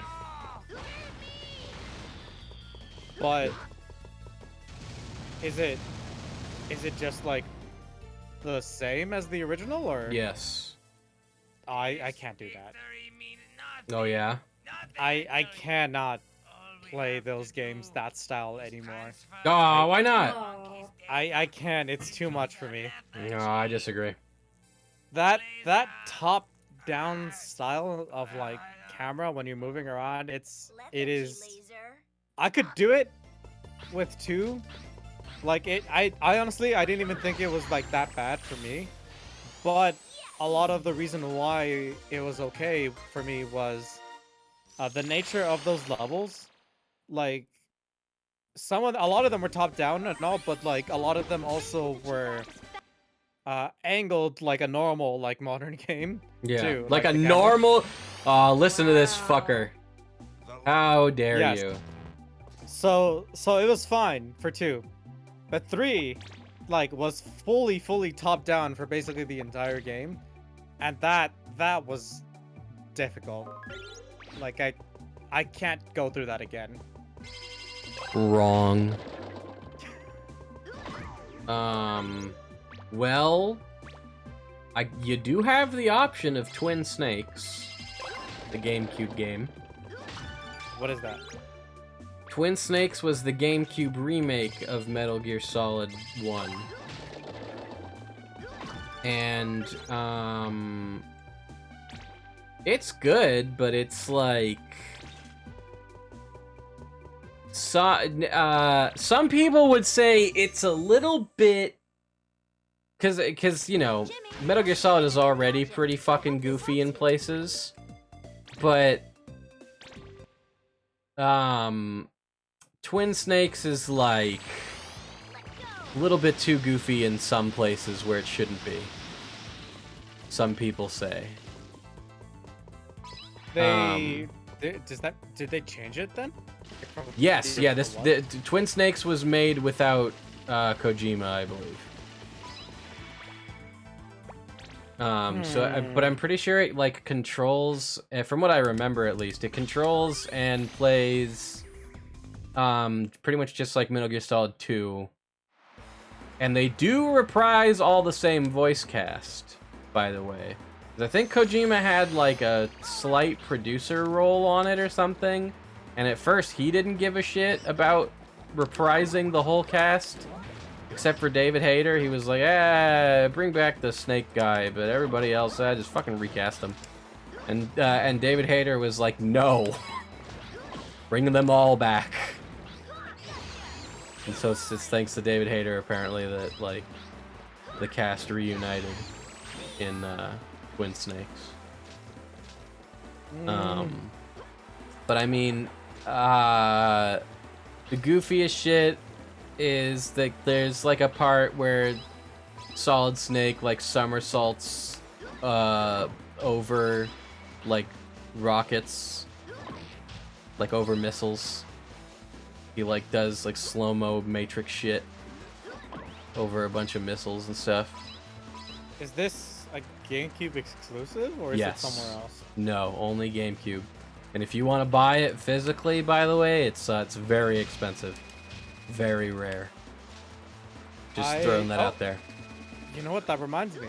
I recently saw a physical copy of Fire Emblem Path of Radiance, I think it's called, right? Is that the one with Ike? Yes. No, it's hold on, am I thinking of the right one? I'm thinking of the wrong one. Hold on. I'm thinking of Radiant Dawn. There we go. The one with Micaiah. Shit, never mind. I was correct in the first place. I'm sorry to flip-flop like this. Yes, it was a physical copy of Fire Emblem Path of Radiance. How much? And I saw it for $300. Woo! Wow. Is that the Wii one? That's the GameCube one. Oh, it's the GameCube one. Yes, the Wii one is Radiant Dawn. The one with Micaiah. I had a friend that had Radiant Dawn, and she was willing to give it to me for like way less than what it was going for on eBay, but I had no money at the time, so I didn't do it, and she just sold it to like some rando on eBay. And now I'm very depressed I didn't buy it. Yes, I don't know if you would have sold it, but I absolutely would have offered you money, a lot of money for it. Yeah, I don't know if I would have sold it either. I definitely would have let you borrow it though. No, I wouldn't do that, honestly. You want to have it. Yeah. I feel that. I know that. Yeah, no, I don't know. It is crazy to think about all those fucking Fire Emblems pre. What's the fucking first 3DS one? What was the first 3DS one called? Oh, Awakening. There you go. All the pre-Awakening Fire Emblem games that did come to America. Back when, like, nobody gave a shit about Fire Emblem. But those are just, like, so fucking hard to find now. Because nobody gave a shit about Fire Emblem. Sorry, just one last, I have more to say about Fire Emblem right now, but just one last thing about the Metal Gear thing. Yeah. My buddy has Dolphin, so I'll probably... Yeah, I would say give that a try. But yeah, there's a lot of stuff that they altered. They kind of did this without Kojima's like full involvement. I think he had like a little bit to do with it, but not much. I don't know how much his involvement was. Let me and it's been a long time since I've played it personally. I do have it, and I might play it on stream at some point. Recently. Which I don't even know if you're aware that these exist. Uh-huh. But I bought... Let me count. Yeah, hold on. I bought some Game Boy Advance games, right? Uh-huh. But not just any. See, there are 4 games, I believe, that were, I think that's all of them, that were fan-made to be Fire Emblem games. Whoa. These are original games created, taking inspiration from the Game Boy era of the Fire Emblem series. That's awesome. And these are full games too. There was a lot of work put into them. They look real, like just from the test plays that I've done and from like the small bits of footage that I've seen of the game, like actually like going, all of them. If you had told me it was a real like entry into the series, I would have 100% believed it. They are that good. It's like those I don't know if you've ever seen the N64 Mario 64 ROM hacks from Kazai Emulator. His shit's so fucking good that it really does almost feel official because he just puts so much effort into it. I'm not familiar, but see, I knew that these existed, right? Yeah. And I saw where I could get them digitally, and decided to pass on them just because I was a little uncertain of because I didn't know at the time how much quality was like put into it. Yeah. And how like in-depth things went with it. But I kept that in the back of my mind, and I learned a little bit more about them over time to like the degree that I explained to you. Recently, I was actually with the buddy that I just mentioned, Jesus, and another friend that I haven't seen in a while. Yeah. We went to a certain place that that you and I have visited a while ago. Yes. That sells a lot of mixture of stuff like anime and games and all that. Yeah, and like video game stuff, and yeah, I know what you're talking about. I found all 4 of those fan-made games loaded into Game Boy Advance cartridges with their own box label on them. Oh, that's so cool. The cartridge itself has like a printed like game label as if it's real. Did they sell other fan games like that? I don't know. I wasn't sure because 1, I was focused on that, and 2, I wouldn't really know how to tell the difference. That's fair. With a lot of them. But I found all 4 of them there, so I thought I have to get them, and I picked up all 4 of them. Hot damn. I'm holding them right in front of my hands. These are like treasure to me, so like I immediately bought like the container holders for like Game Boy games. Like I ordered them like right away to like seal them and like protect them, because I do not want anything happening to these. That's fucking dope. But they look great. I have, there's a couple of ones that I want. There's like a really good N64 Banjo-Kazooie ROM hack. And I mean like that Kaze emulator guy who makes those Mario 64 ROM hacks, he is, his most recent one, he wanted to make sure that it would be able to run like smoothly on actual N64 hardware. And just in the process of doing that, because of the Nintendo Giga leak, the source code for Mario 64 had leaked a while ago. And so, as part of that process to make sure his new ROM hack could run on N64 hardware, he just decided to start optimizing the Mario 64 code.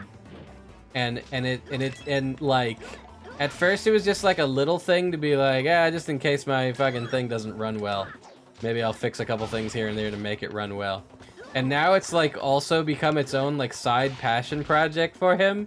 So he'll just upload shit where it'd be like, check it out, I got Mario 64 running at like triple the frame rate because I was able to just optimize the shit out of the code.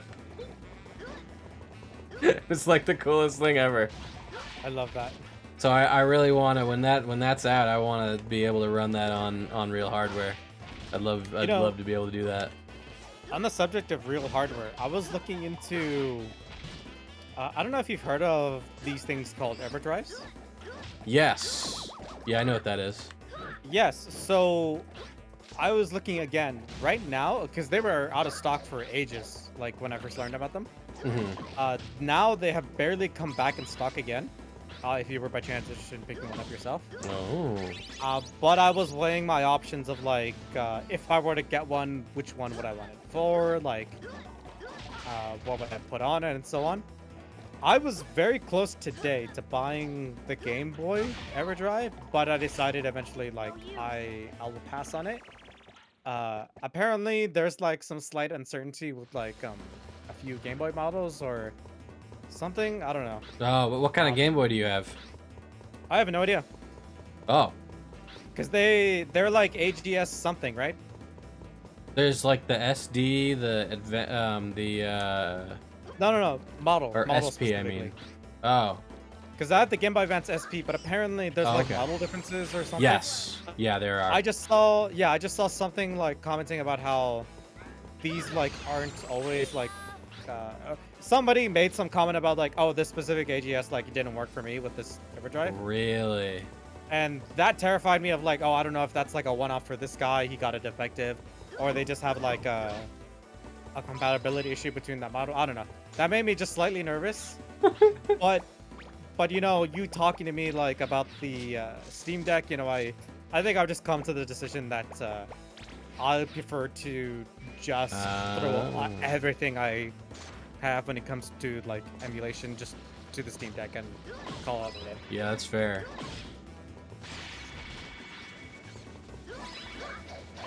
What was it? What the fuck was I gonna say? Right, so with the oh my god, I'm getting so much money, Jesus Christ, and I maxed out. What the fuck was I gonna say about the EverDrive? Oh yeah, it's a lot like I wonder if it's a lot like the fucking Dreamcast, where the Dreamcast had that vulnerability where it can run what is it called, CD. You can run games off of fucking CD-ROMs on model 1 or 0 Dreamcasts, and it was a fucking thing left over because originally, to fight piracy, the Dreamcast had their own fucking proprietary disc format called the GD-ROM, and but they insisted that they wanted you to be able to have I forget what they're called, but it's a special type of karaoke CD where like it's just a regular CD-ROM, but it also has data on it that has like the the karaoke like subtitles for you to sing along with. They wanted you to be able to do karaoke on the Dreamcast, so CDs that are encoded like those karaoke CDs can just be read into the fucking Dreamcast. And eventually somebody figured out how to just put ROMs onto a CD like that, and then it was just fucking over. And so like there's like a Model 2 Dreamcast. You can't do that on. So you always have to like check the fucking number on the back of your Dreamcast to know whether or not you can do the exploit. So I wonder if it's a thing like that where they that maybe the what are they called, the EverDrives, right? Yeah, EverDrive. Yeah, maybe the EverDrive had like exploited some kind of vulnerability in the original Game Boys, and then Nintendo was like, shut it down, boys. I don't know. But the other thing I was thinking of, because now I decided that I'm just gonna pass on the Game Boy one. Yeah. But they still have the 64 Yeah. one. I'm sorry, my phone's going off. I don't know if that's picking up. Nope. They have the 64 one, and I'm wondering like if maybe I should pick that up. But then okay, if I do that, what do I put on that? Because the N64, it had some bangers for sure, but like not that many as far as I could tell. I feel like I don't know if that would even be worth it. I feel like there's a pretty decent library on the N64. I don't know. There's a lot of like weird, obscure games and stuff, but there's like a lot of really good Mario 64 ROM hacks and like Banjo-Kazooie ROM hacks and shit that I would want to be able to run on original hardware. There's also that one guy who's making he's just like adding more characters to Super Smash Bros. 64. So you could just like play Smash 64 now with like Marth and Conker and Sonic the Hedgehog, which is pretty dope. Yeah, I don't know. I'm gonna be honest. I don't really want to play like any of the Mario series, and I don't really want to play like the Banjo-Kazooie stuff either. Not a fan of Mario 64? Oh, dude, I played the shit out of that back then, but I don't know. I just don't really want to go back. I'm not really interested. That's fair. There's a lot of like really arcadey kind of stuff on the N64. Shit like what's it called? What's the fucking game I'm thinking of? The one with the girl with the big hands and she goes shake shake. Fuck. Oh, this is gonna kill me. Hold up, wait. This is gonna kill me. I need to know. Fuck. Well, there's also like fucking Sin and Punishment, Bomberman, Heroes, Mischief Makers. That's what it's called. Mischief Makers is the fucking tits, dude. Chameleon Twist is pretty fun. I'm just looking over at my N64 shelf right now. Goemon is pretty good. Both of the Goemon games on the N64. Fucking Kirby 64 is really good.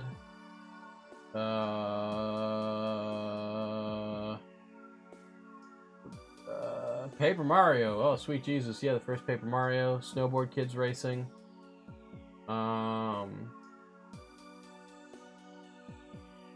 Star Wars fucking Pod Racer. The only good thing that the fucking prequels gave us. Star Fox 64. Good lord, Star Fox 64. Oh, I love that too. Oh my god, Star Fox 64 is so fun. Yeah, I'm not saying that there's like nothing I'd want. Yeah. Of course, there's stuff like just I not want, too much I that wouldn't be you're thinking about it. interested in. Yeah, not too much that I'm interested in. Yeah, or like, that you're interested in like revisiting either.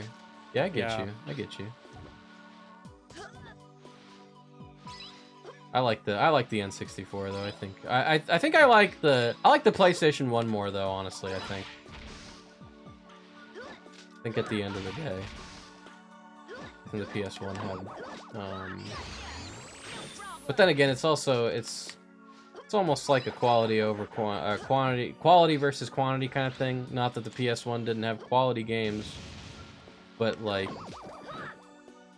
you know, the PS1 doesn't have Mario 64, so immediately 100 points from Gryffindor. I think I quickly decide that, or I'm kind of coming to the conclusion that like PS2 was probably the best console for me. I fucking love the PS2. I might same even day have to that agree I with you. yeah, that same day that I picked up those fan-made Fire Emblem series games. Mm-hmm. I also found Suikoden 3 for PS2. Hot damn. I bought it.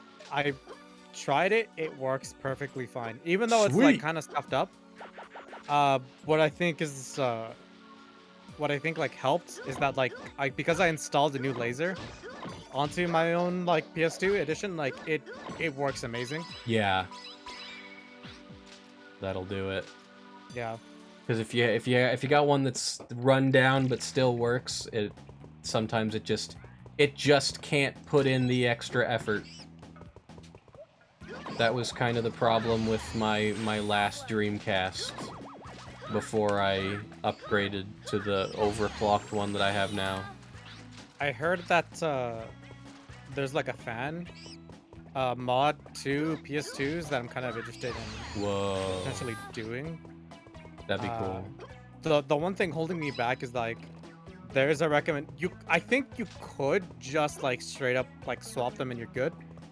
But there's a recommendation that if you're going to go through the effort of installing the new like custom fan, that you may as well go the extra effort of like adjusting the frame around where the fan goes. Like, Yeah. to make it better.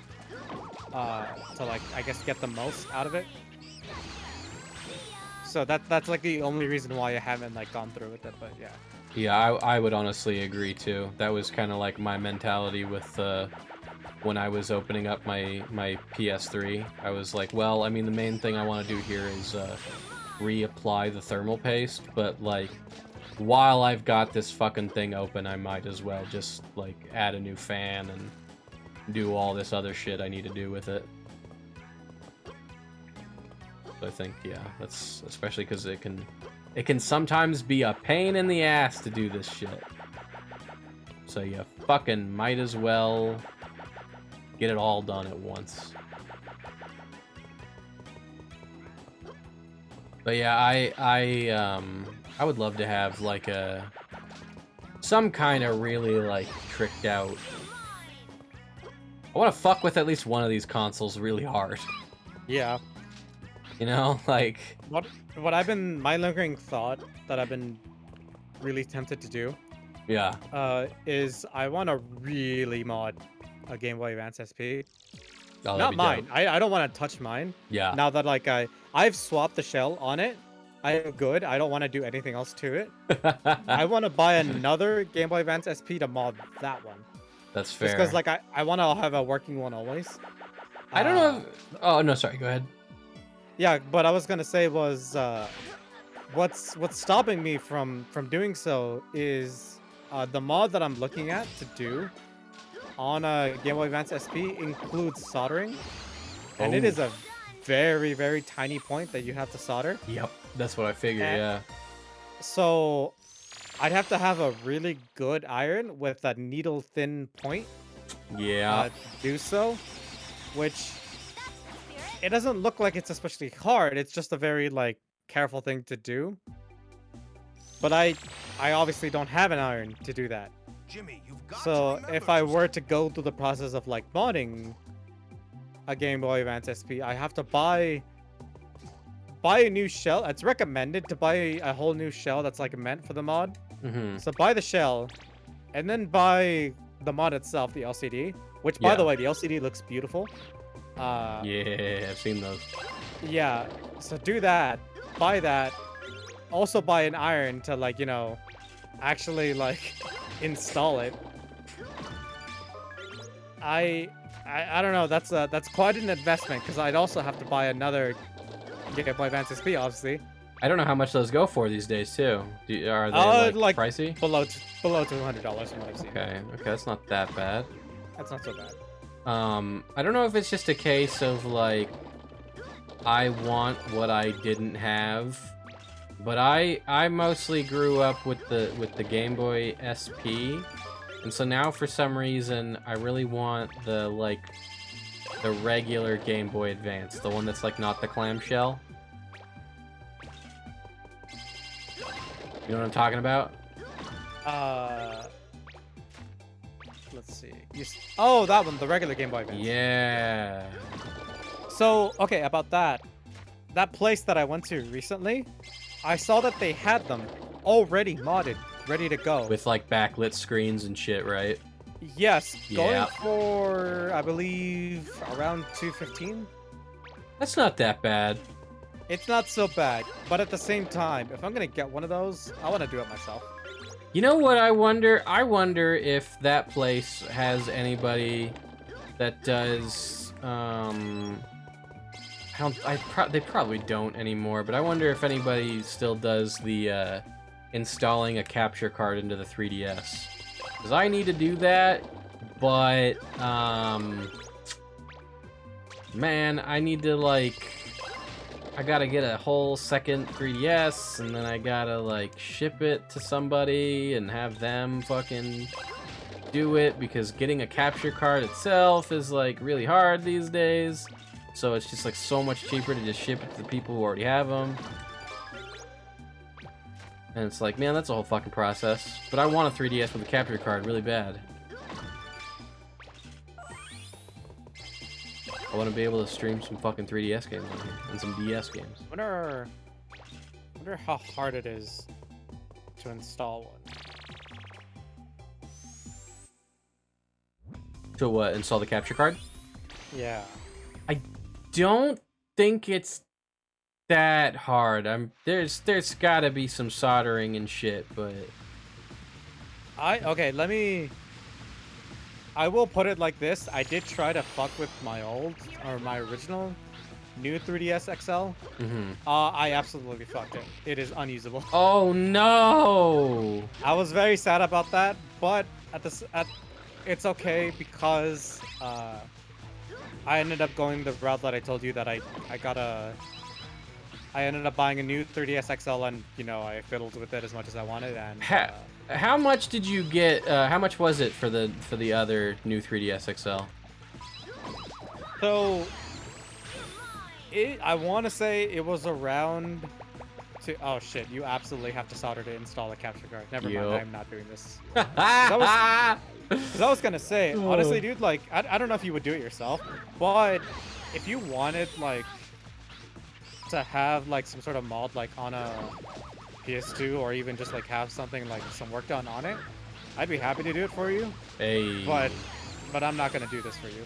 I might want to get a Wii and put like a mod chip in it that just makes it like hard modded, region free. Because my Wii right now has homebrew on it, so it's like I have a soft mod that makes it kind of region free. It's not that much of a pain in the ass, but it's like it's a little bit volatile. Yeah. See, it crashes sometimes, which is kind of a pain in the ass, but it's like it works. But if I could just like yeah. See, that brings me to that the question you just asked me about the 3DS. I bought mine already like, you know, done all the work, has the games in it and all that, and so ready to go. It was extremely unstable and would crash half the time. I took the time to learn everything I could about like what went into doing this yourself. Yeah. And I basically fully reset and redid all the work and got a new SD card, or micro SD card, I guess, right? Yeah. Did all the work myself, like installed it. It is beautiful now. Hell yeah. It is stable. It is just perfect. Yo. And it has exactly what I want on it. And I'm glad I went through the effort of doing it myself, because now I know for sure that it is a stable, like, That's build. funny, I guess, that the guy who did it for you just didn't know what the fuck he was doing. Yeah, I guess he really didn't, because he Oh, really that's funny. fucked it. Oh, Which- no. To be fair, I don't think it was so much like him messing up. I think it was he went cheap and got I think it was a Huawei micro SD card or something. Oh, yeah, Jesus, that'll... So Yeah, that that'll also fuck it. fucked it. Yeah. So I don't know if it was just him not understanding what he was doing, or just the SD card itself, or both. It might have been both. But I don't know if you bought yours pre-done or if you did it yourself. with the No, Wii. I did it myself, but I just did it a really fucking long time ago. Oh. And, what was it? Like, newer versions of the homebrew apps came out, and I was just kind of like, well, this works, so I don't want to fuck with it. I'm too lazy to, like, figure out how to update this shit all again. Like, it's not hard either, by the way. I've just been... Yeah. It's just, I did that so long ago that I was like, how the fuck does this work again? What version of this software was I using again? Like, what the fuck is this? It is a bit of a process. Yeah, to be honest, if you were to, like, if you had the intention of wanting to update, you probably would have to redo the whole thing. There's like a chance. And it was, Just I 'cause, don't, like, I don't, depending on how old it is, right? I don't think it's hard to homebrew a newer Wii. I don't think so, because this is it's not like a launch day Wii, but this is like a launch month Wii. This is the Wii that I bought when the Wii fucking came out. Yeah. So there's like, so back then, they've since fixed this with updates, but it was kind of cool, where the way that you would install the homebrew was there was a fucking, like, there was an exploit in Twilight Princess. There was like an area that you could go to in the map or something, and well, you had a thing in your SD card, and it would like exploit some kind of vulnerability in the game that like gave the mod like kernel level access or whatever to just install new software. You know what's funny about that is even with like the modern version of homebrew, when I was doing it for my 3DS, you still have to go through like a similar process. Beautiful.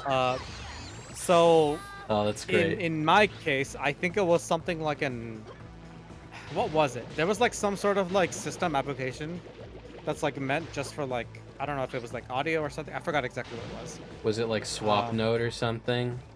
No, it was, I don't remember anymore. Yeah, that's I fair want to enough. say, I don't know why, like I feel like it was some sort of like audio, Yeah. built-in audio application. But more to the point, the way the homebrew like worked is that you basically had to take advantage of that and like rework that app to like run the software to like let you do everything to like get it all working Yeah. in the first place. So it's not like things have really changed that much, I guess. That's great. Because in theory, it doesn't even have to really be that Yeah. app. It's the recommended thing to do, and that's what most of the guides work off of. But in theory, I'm pretty sure that you could use something else to do the same thing. Yeah, it was constantly adapting on the Wii, because Twilight Princess was the first one, and then I don't remember there was some other game that also had a similar exploit. I think maybe Brawl. There were just like a handful of really common games that had these different exploits that they kept on using, and yeah, eventually Nintendo just kept on cracking down all of them, and I'm sure that there is still one that I bet that if you have the most recent Wii firmware, I'm sure you can still homebrew it somehow. I'm sure that they managed to sneak a last one in at the end of the Wii's lifespan. But yeah, I just don't know exactly what that is. I don't know. Okay. In a sec, I'm gonna dip because I'm hungry. But last thing I wanted to bring up with you while I'm here. Um, I've never seen Smiling Friends. I know you've talked about it with the boys. Yes. Yeah, Alyssa, I heard that. My Friends is fucking good. Yeah. But I guess because of how much you guys have talked about it around me, YouTube has now, you know, because everything is obviously connected, YouTube has figured it out. God. And has started to suggest clips of Smiling Friends. I've watched a few. I don't understand what's happening. I don't understand anything about anything about You the have show. to watch it. It's so good. Smiling Friends is fucking great. They just released on Hulu. They just released a special, or not Hulu, sorry. On HBO Max, they just released a fucking special. The Smiling Friends Go to Brazil, and it was great. Yeah. It was great. I can't wait for season 2. Fucking love Smiling Friends.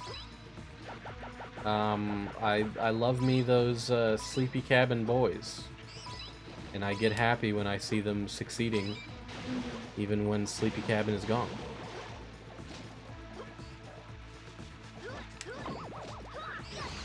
Recently, I saw a clip where what was happening? There's a character that just rambles on noises and spits, like a really small character. Lep. Yeah. Yes. And then the animation sometimes just gets like hyper realistic and disgusting, and then just swaps back to 2D sometimes.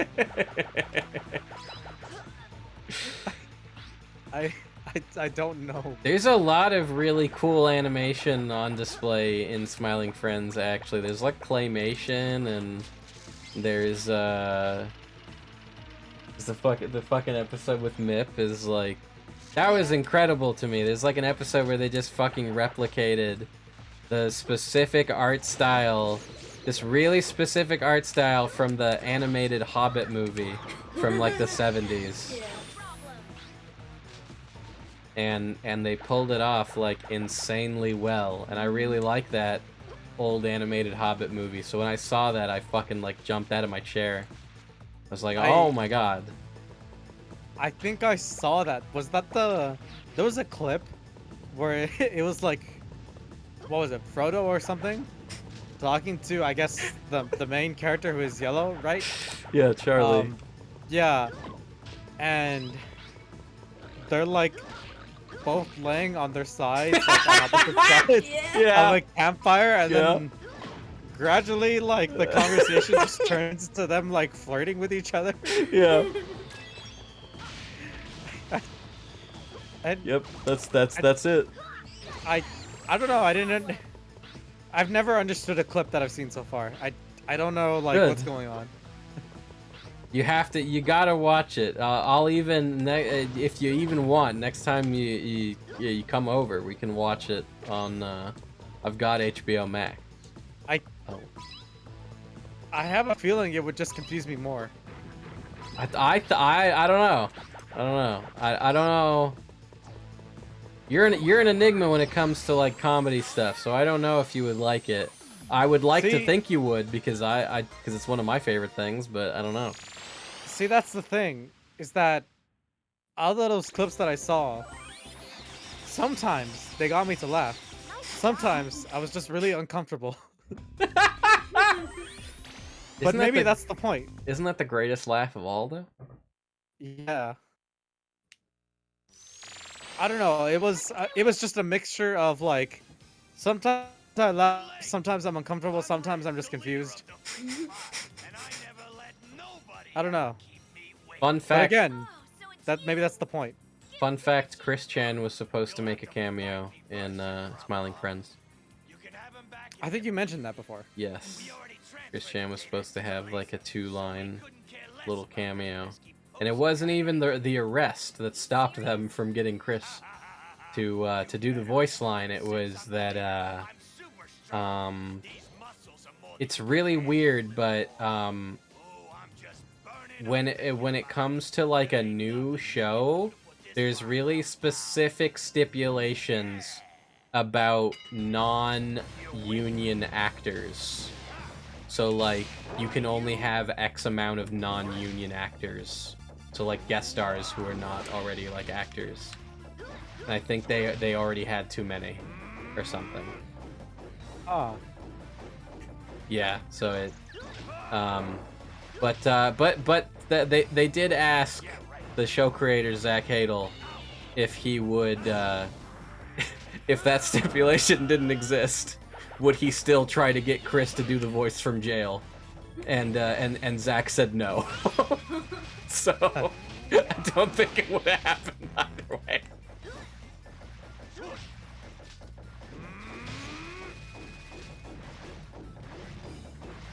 I remember this boss fight.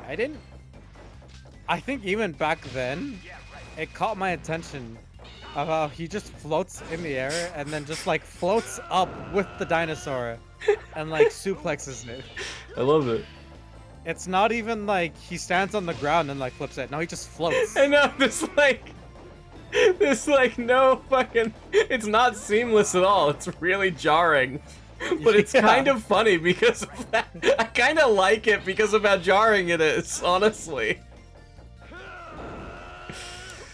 Oh. By the way, I want to point out that I just made my second payment on that No More Heroes concept art that I bought from that art gallery. And I will never be able to financially recover from this. Wait, did you buy like... Oh, you didn't know? No? What did you buy? What did you do? I bought the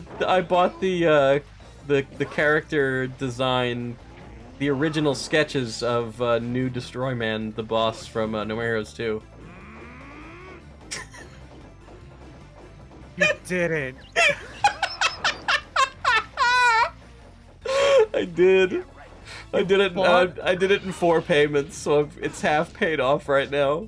So in 2 months, it will be in my house, and I do not wish to explain to my mom how much I paid for it. It's fucking incredible. There is like, how do I put this? I have a fascination with like the concept of buying like original, like this was a part of the creating process. Me like, too. I really do, but it's never once occurred to me that like it is something that I would like someone like me or like someone I know could potentially actually buy. Not that I didn't know it was for sale.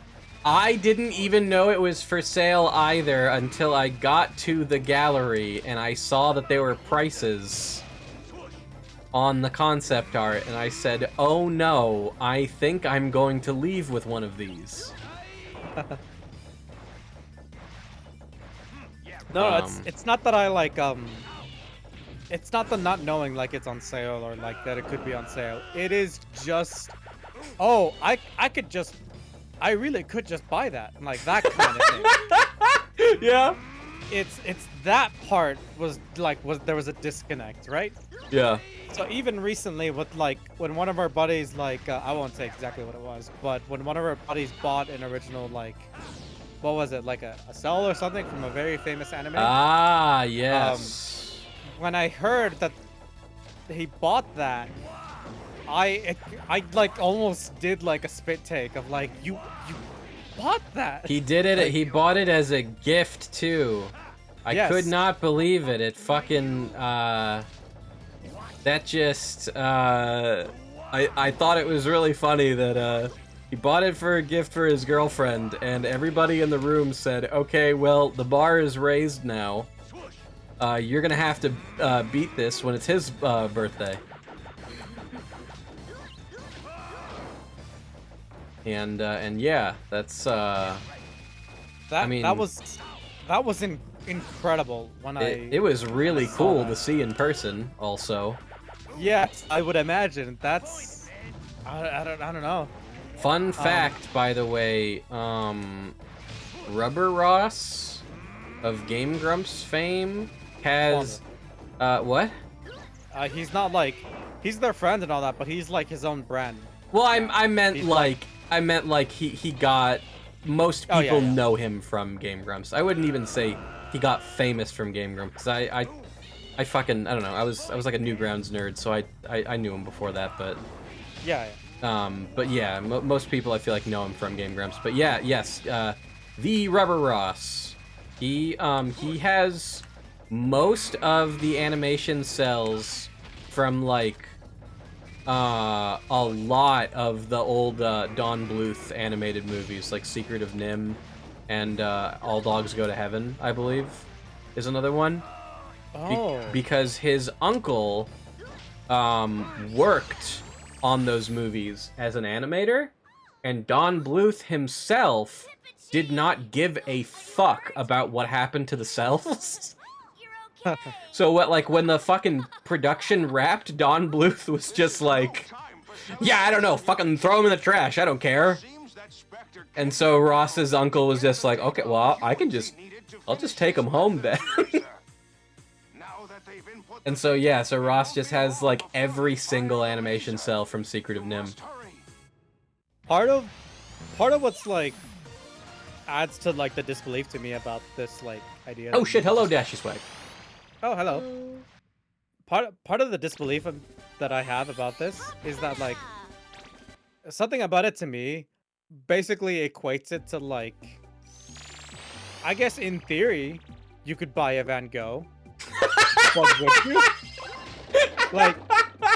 Like I guess you could just do that. You could just have it If you and, really know, wanted to.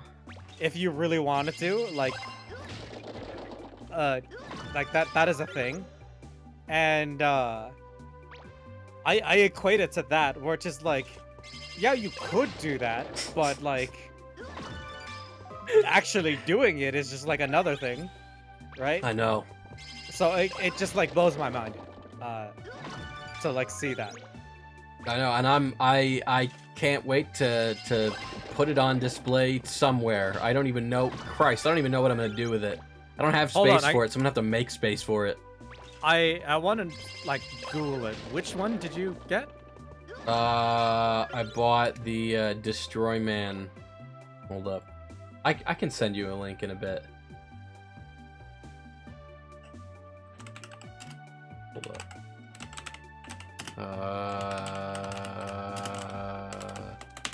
Here we go. I have it like bookmarked, I think.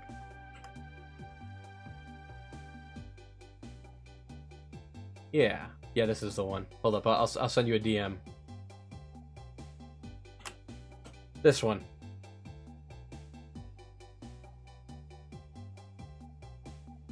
By the way, this is Yusuke Kazaki, who did like a bunch of the artwork for Fire Emblem also. Holy fuck, it's this guy. Yeah. God damn, I'm so jealous. I have some of his artwork now. Well, I don't have it officially yet, but it's half paid off. Dan Green is the professor in this game. Ash Ketchum is Jimmy, making the ultimate 2000s kid crossover. I think Natalie is also a Misty, Yeah. if I am not mistaken. The voice actress for Natalie is Misty, I think. Hold on, now that you've like mentioned this, and I'm like looking at like his exhibit, like Yeah. the sketch art, like the original sketch art that he has for like a lot of Fire Emblem characters here, because obviously they would be here. Yeah. I can tell you right now, if I had like known, I actually would have dropped like a lot of money. You probably would have bought one. Well, I wouldn't even say I would have bought one. I probably would have bought several.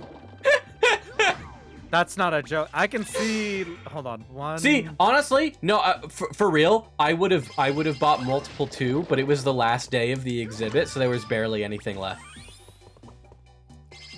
God, like I wish I hadn't known like Yeah. when these had like dropped. Like I absolutely would have gotten some, because I can see. Hold on. 1,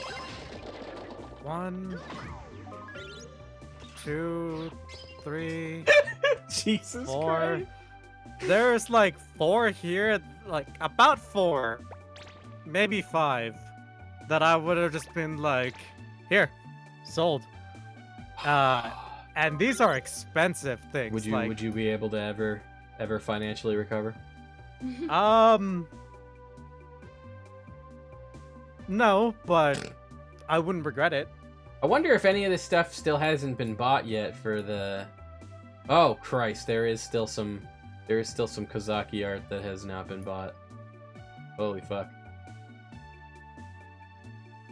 Okay, I was gonna say, I wonder if there's any that are still there. Wow, there's also some Masanori Ushiki art. He was the guy who like designed all the bosses in No More Heroes 3. Some of his stuff is still not sold yet. Oh fuck, Almost all of his stuff is sold. Yeah, most of it is, but there's a couple here.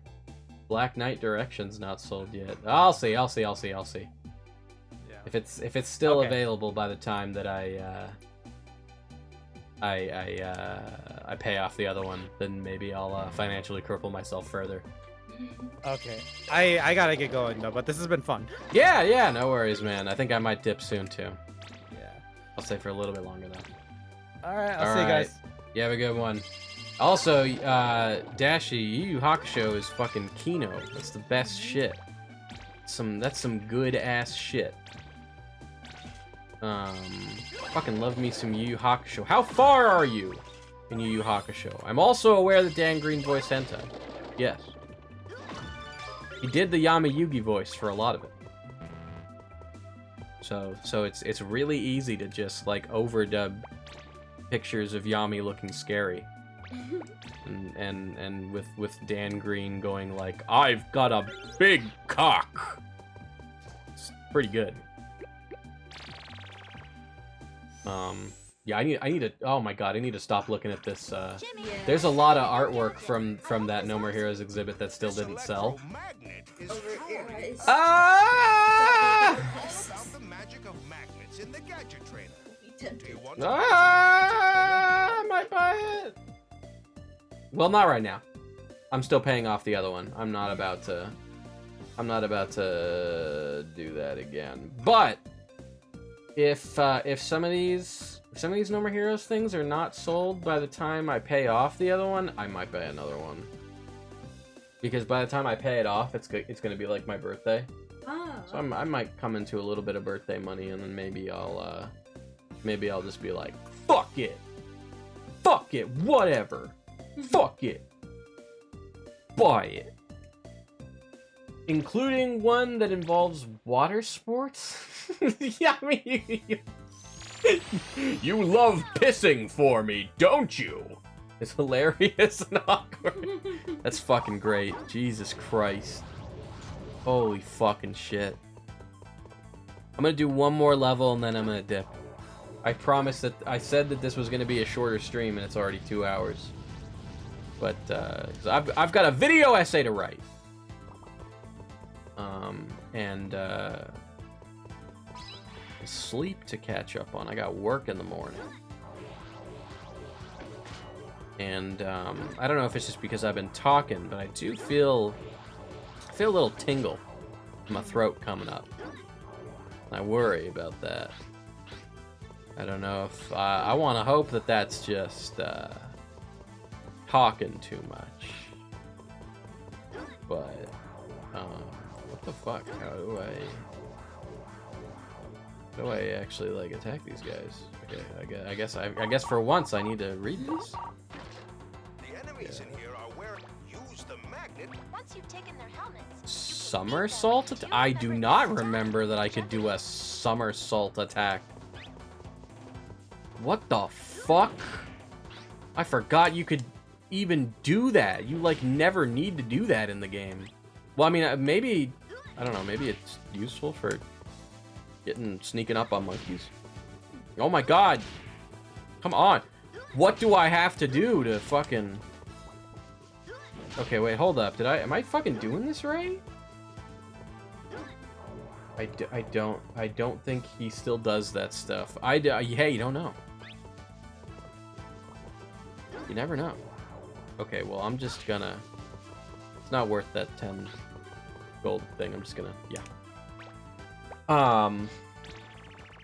Yeah, where you at in Yu Yu Hakusho? Oh, sorry, I'm sorry. You said you watched all of Yu Yu Hakusho. I missed the all part. Holy shit. You finished it. What'd you think? Now, are you,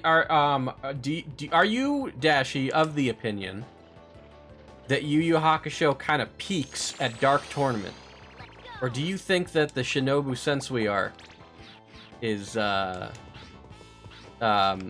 better than Dark Tournament? Because you'd think most people are Dark Tournament stans, but I've seen a lot of people that say that Shinobu Sensui is the best of the best when it comes to the... I believe that saga is called the Chapter Black saga. There are some Chapter Black stans out there. I've seen them. There we go. It's good. It's good. Hell yeah. Yu Yu Hakusho is fucking just pure good ass shonen. It doesn't like get more raw shonen than that. Well, perhaps Dragon Ball, but Yu Yu Hakusho at least kind of stopped before there was a power escalation problem. Dragon Ball, at least you get like 3 good sagas, and then the Buu saga is just whatever.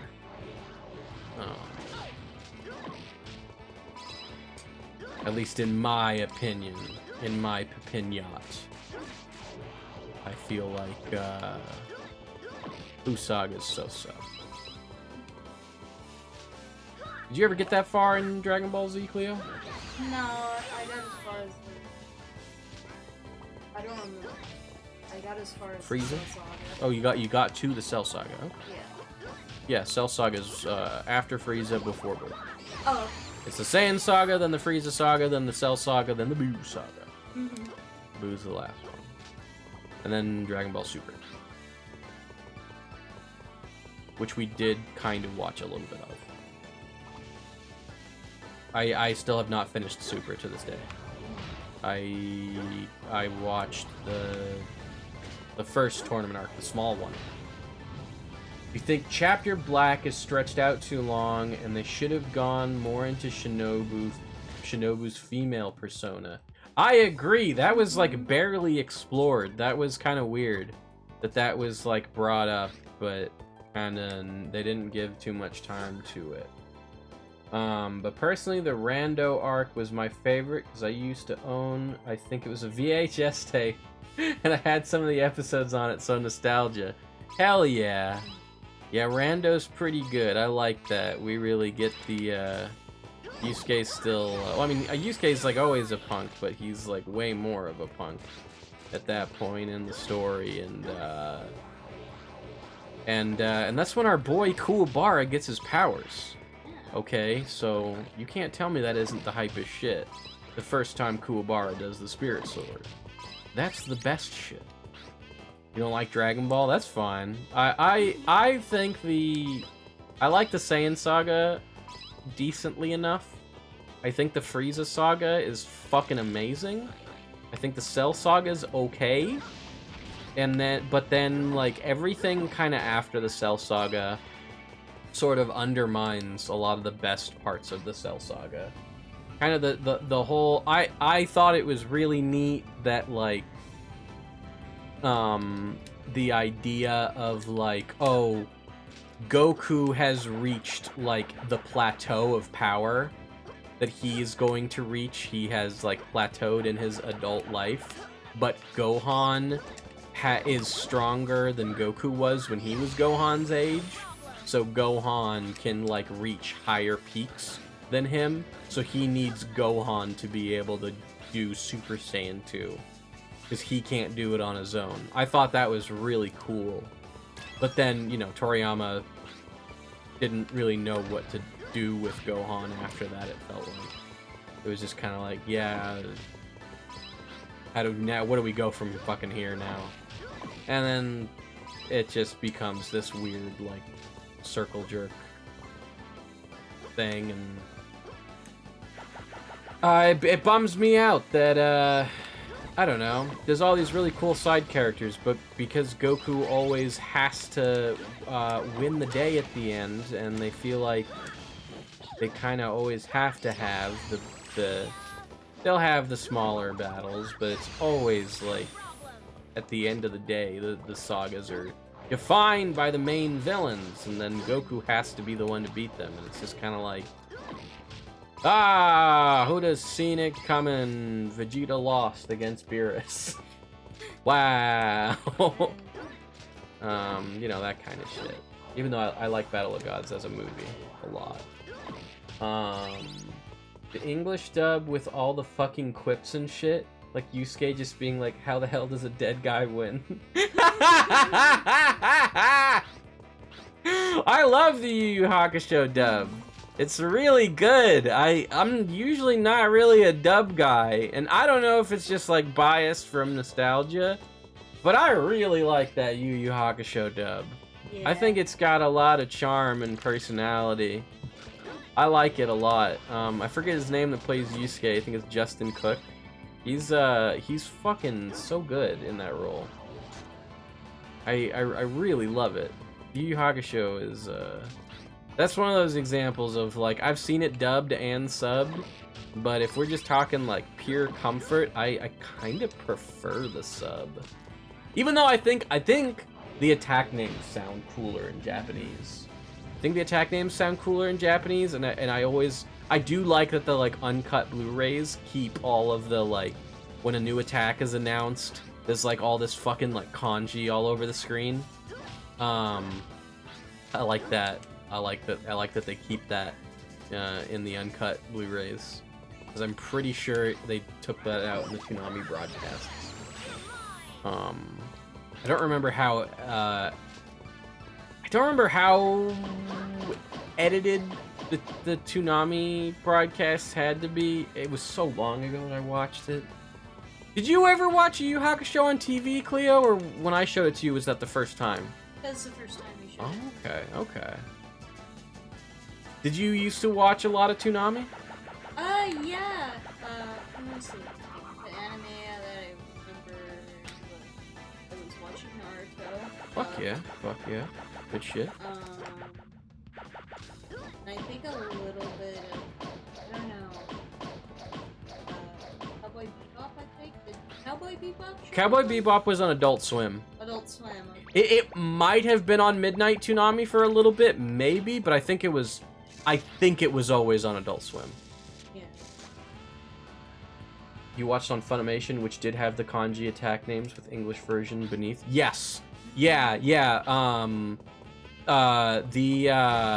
So there was like the original television versions, which was still Funimation, but then what's it called? Funimation did these DVD releases back in the day, where they fixed a bunch of stuff and made it like kind of uncut, and like any of the like more like heavy blood kind of stuff that was censored in the original was like uncensored. I think they like went back and redid a couple of voice lines.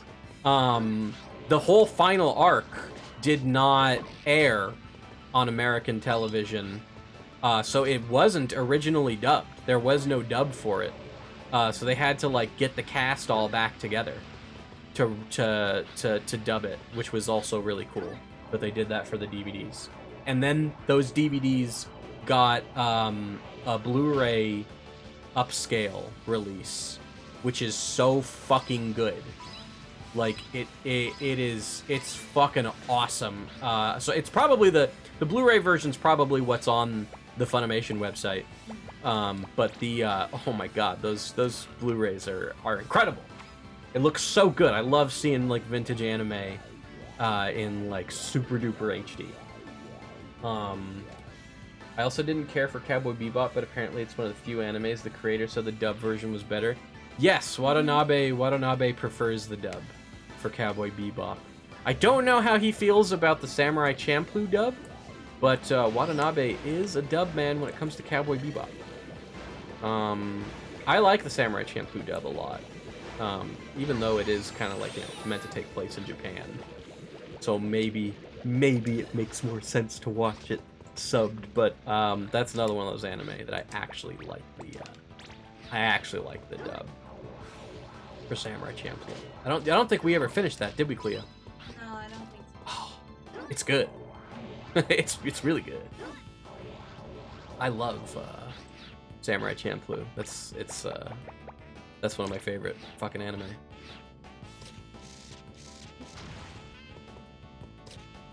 But yeah, what other anime do you remember watching on Nami? Or is that about what you remember? I think that's what I mostly remember. Anime outside of that, Sailor Moon. Yeah. Yeah. I think in the US that used to air on Foxbox? I don't remember. I know Tokyo Mew Mew was Foxbox. I also don't know if that's more of like a regional thing. Because I think I heard some people say that like Foxbox, like the Foxbox, what's the word for that? The like, the Foxbox block of anime was like, it was the same thing, different name in like Canada. And I think maybe even other parts of America, there might have been just like same thing, different name. But yeah, you used to watch Sailor Moon. Mm-hmm.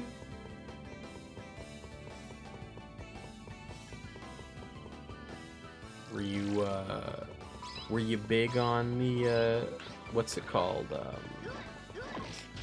Mahou Shoujo, magical girl kind of shit? I was a kid, so I didn't know what. It was all just cartoons. It was all just cartoons. Yeah, same for me when when I was really little. Yeah, when I was really little, I think it was around the time that the American Shonen Jump came out, because my brother had a subscription to it from the very beginning. I have every issue of the American Shonen Jump magazine. Jesus fucking Christ, stupid fucking red-armed little bitch. Get the fuck over here. Anyway, my brother had a subscription to Shonen Jump way back in the day, and we have every issue now, and,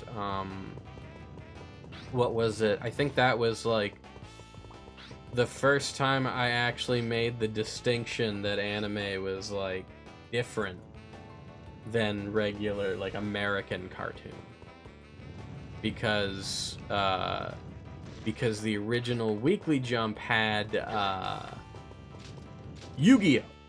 Oh, Or not, yeah. no, sorry, the original American Shonen Jump had Yu-Gi-Oh! And it had, Dragon Ball. Oh, I watched you. Yeah. Now I'm starting to remember. Yeah, no, it's all Like, good. Everybody watched Pokemon, Yu-Gi-Oh! Digimon. Yeah. Because I think. Yeah. Were you more of a Pokemon kid or a Digimon kid? Why do I have to? That's okay. You could be both. That's fine too. I like both. Okay. I was more a Digimon kid personally. Yeah. But yeah, I like that what's it called?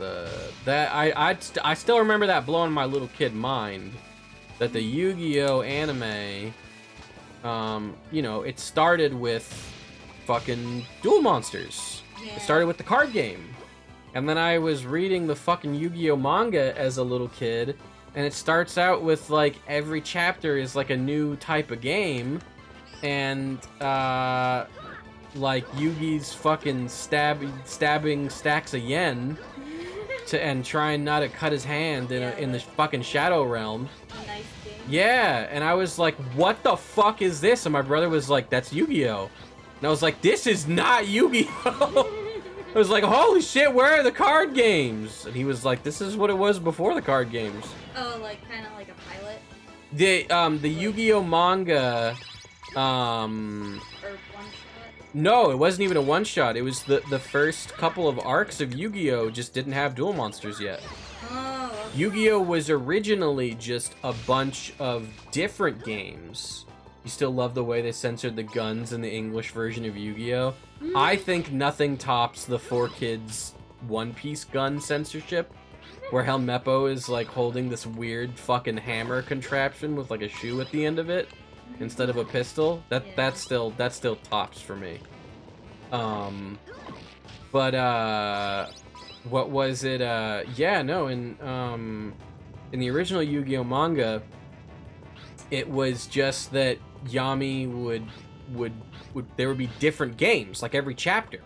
Yami would play a different like ancient board game or like a weird just games in general. But they would play like a fucked up version of it in the Shadow Realm. And then eventually when they introduced Kaiba as like a rival character, that's when they introduced Duel Monsters as one of the games. It was just one of many, and then they moved on. But then both Kaiba and Duel Monsters was fucking insanely popular with the readers. So because of that, Takahashi was just like, okay, let's expand on the Duel Monsters idea then. And then he made the whole arc about Duel Monsters, and that's where the Yu-Gi-Oh anime that we know starts. Yeah. Is there with the Duel Monsters and the Pegasus's like tournament with the battle chips and shit. Yeah. Yeah. So there was like a whole bunch of story arcs before that without card games. And yeah, so it was just weird for me as a little kid to be reading that, and I was just like, this is not the same Yu-Gi-Oh on TV. Like, what is this? Why are their names different? Like Taya her name was like Azuki or something in the manga. Yeah.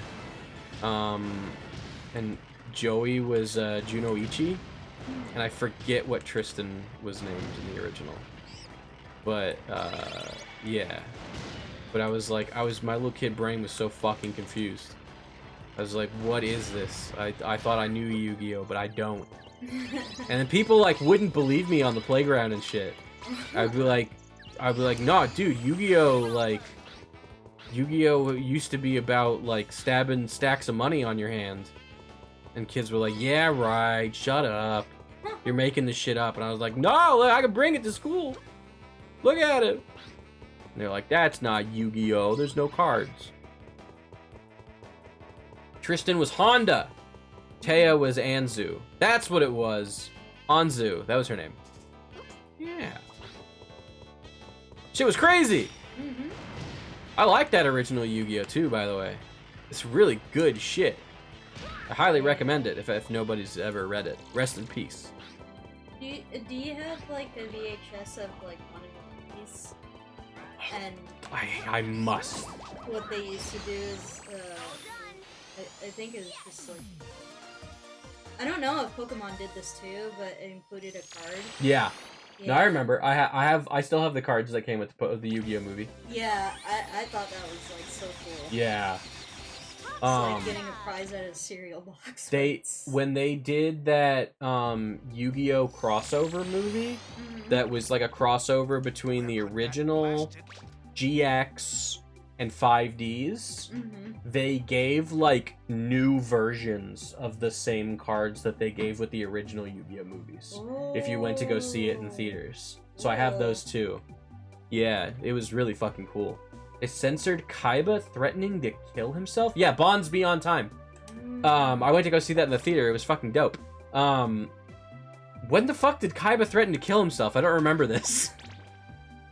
I'm gonna fucking do it, Shaggy. Well, why am I thinking so? I was thinking the fucking Mark M cartoon where Fred's gonna hang himself. Oh, yeah. I know what you want, Shraggy. You want a big sandwich. love that video. Fucking love Mark M. Tell me. I want the lore. I need the Kaiba suicide lore. Suicide Squidward Kaiba edition lore. Give that to me, and then we're gonna end the stream because it's hot as balls and I'm tired. And my throat hurts. Also, I think I got all the minigames. I did, yeah. I'm looking this up to see whatever, like, what else that I watched on TV. And I recognize Thundercats. I watched that one. Oh, I like Thundercats. Yeah. Let's see. Yeah, Dragon Ball Z. Did you ever watch SWAT Cats? SWAT? That wasn't on Toonami. I don't remember what network that was on, but I really liked SWAT Cats as a little kid. Yeah. I have very vague memories of it. I have a bunch of SWAT Cat VHSs. What else? I think in season 1, he's dueling Yugi. He's like, you attack, I jump off this cliff, but the dub is like, you attack, the shockwave knocks me back off this cliff. so him dying is not what they needed to censor. It was him creating his own demise on purpose. Him taking the initiative to jump off. Yeah. That was the thing that upset standards and practices. That's funny.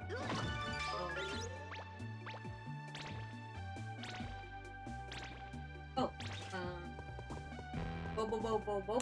Oh, Bubba is a classic. I watched that until, like, you know, they, like, to the very end where they say, oh, we can't show the last episode because it was too violent. I think that they are doing a, I think Discotheque is doing a DVD release of that. I think. Could be wrong. Yeah. Okay. But, I think this is where we are going to leave off for now. We made a lot of good progress. I'm really behind on uploading the VODs, but, I mean, whatever. That's more for posterity's sake. Yeah. It's not really, like... I'm not expecting people to come clamoring to my YouTube channel just to watch these, like, really long stream VODs. I plan to make highlights and shit out of them. Yeah. So it's more to be able to do that, and just for posterity's sake, to just have these streams up. In case anybody actually wants to see them. So I'm really behind on uploading them, but I'll get to that soon. Thank y'all for coming. Yeah, thank you. It's hot as balls. I'm tired. And, get the fuck out of here. Yeah. Get the fuck, get out. Get out. Yeah. Go the fuck to bed. I don't know what time zone you live in, but I'm gonna assume it's late. Alright, so go the fuck to sleep. Get out of here. Go home. Go home. Do your homework. Watch Naruto. I want to put that on my that should be on the soundboard. And Attack the Block when oh my god, I can't believe I forget the name of that actor. He's so great. He played Finn in the new Star Wars movies. There's a part in Attack the Block where he like grabs a kid by the shoulders and he's like, go home, do your homework, watch Naruto, play FIFA. I want to put that on my soundboard. Season 1, episode 24. That is where that's Kaiba Suicide Creepypasta. Check it out. Get the fuck out of here. Go home. Get out. Leave. This is the YouTube part. Yeah. Tree frog. Yeah. Does yeah override Tree Frog? Tree frog. No, it doesn't. That's cool. Oh no. Yeah. Oh no. I think most of these Cheating, huh? Yeah. I'm disappointed in yeah, you. most of these don't override each other. Boo! I should have hit the when Boo! we were talking about some Smiling Friends. Oh, Boo! We're talking about Smiling Friends. I got a Zach clip right here. yeah. Boo! God, what a fool I am.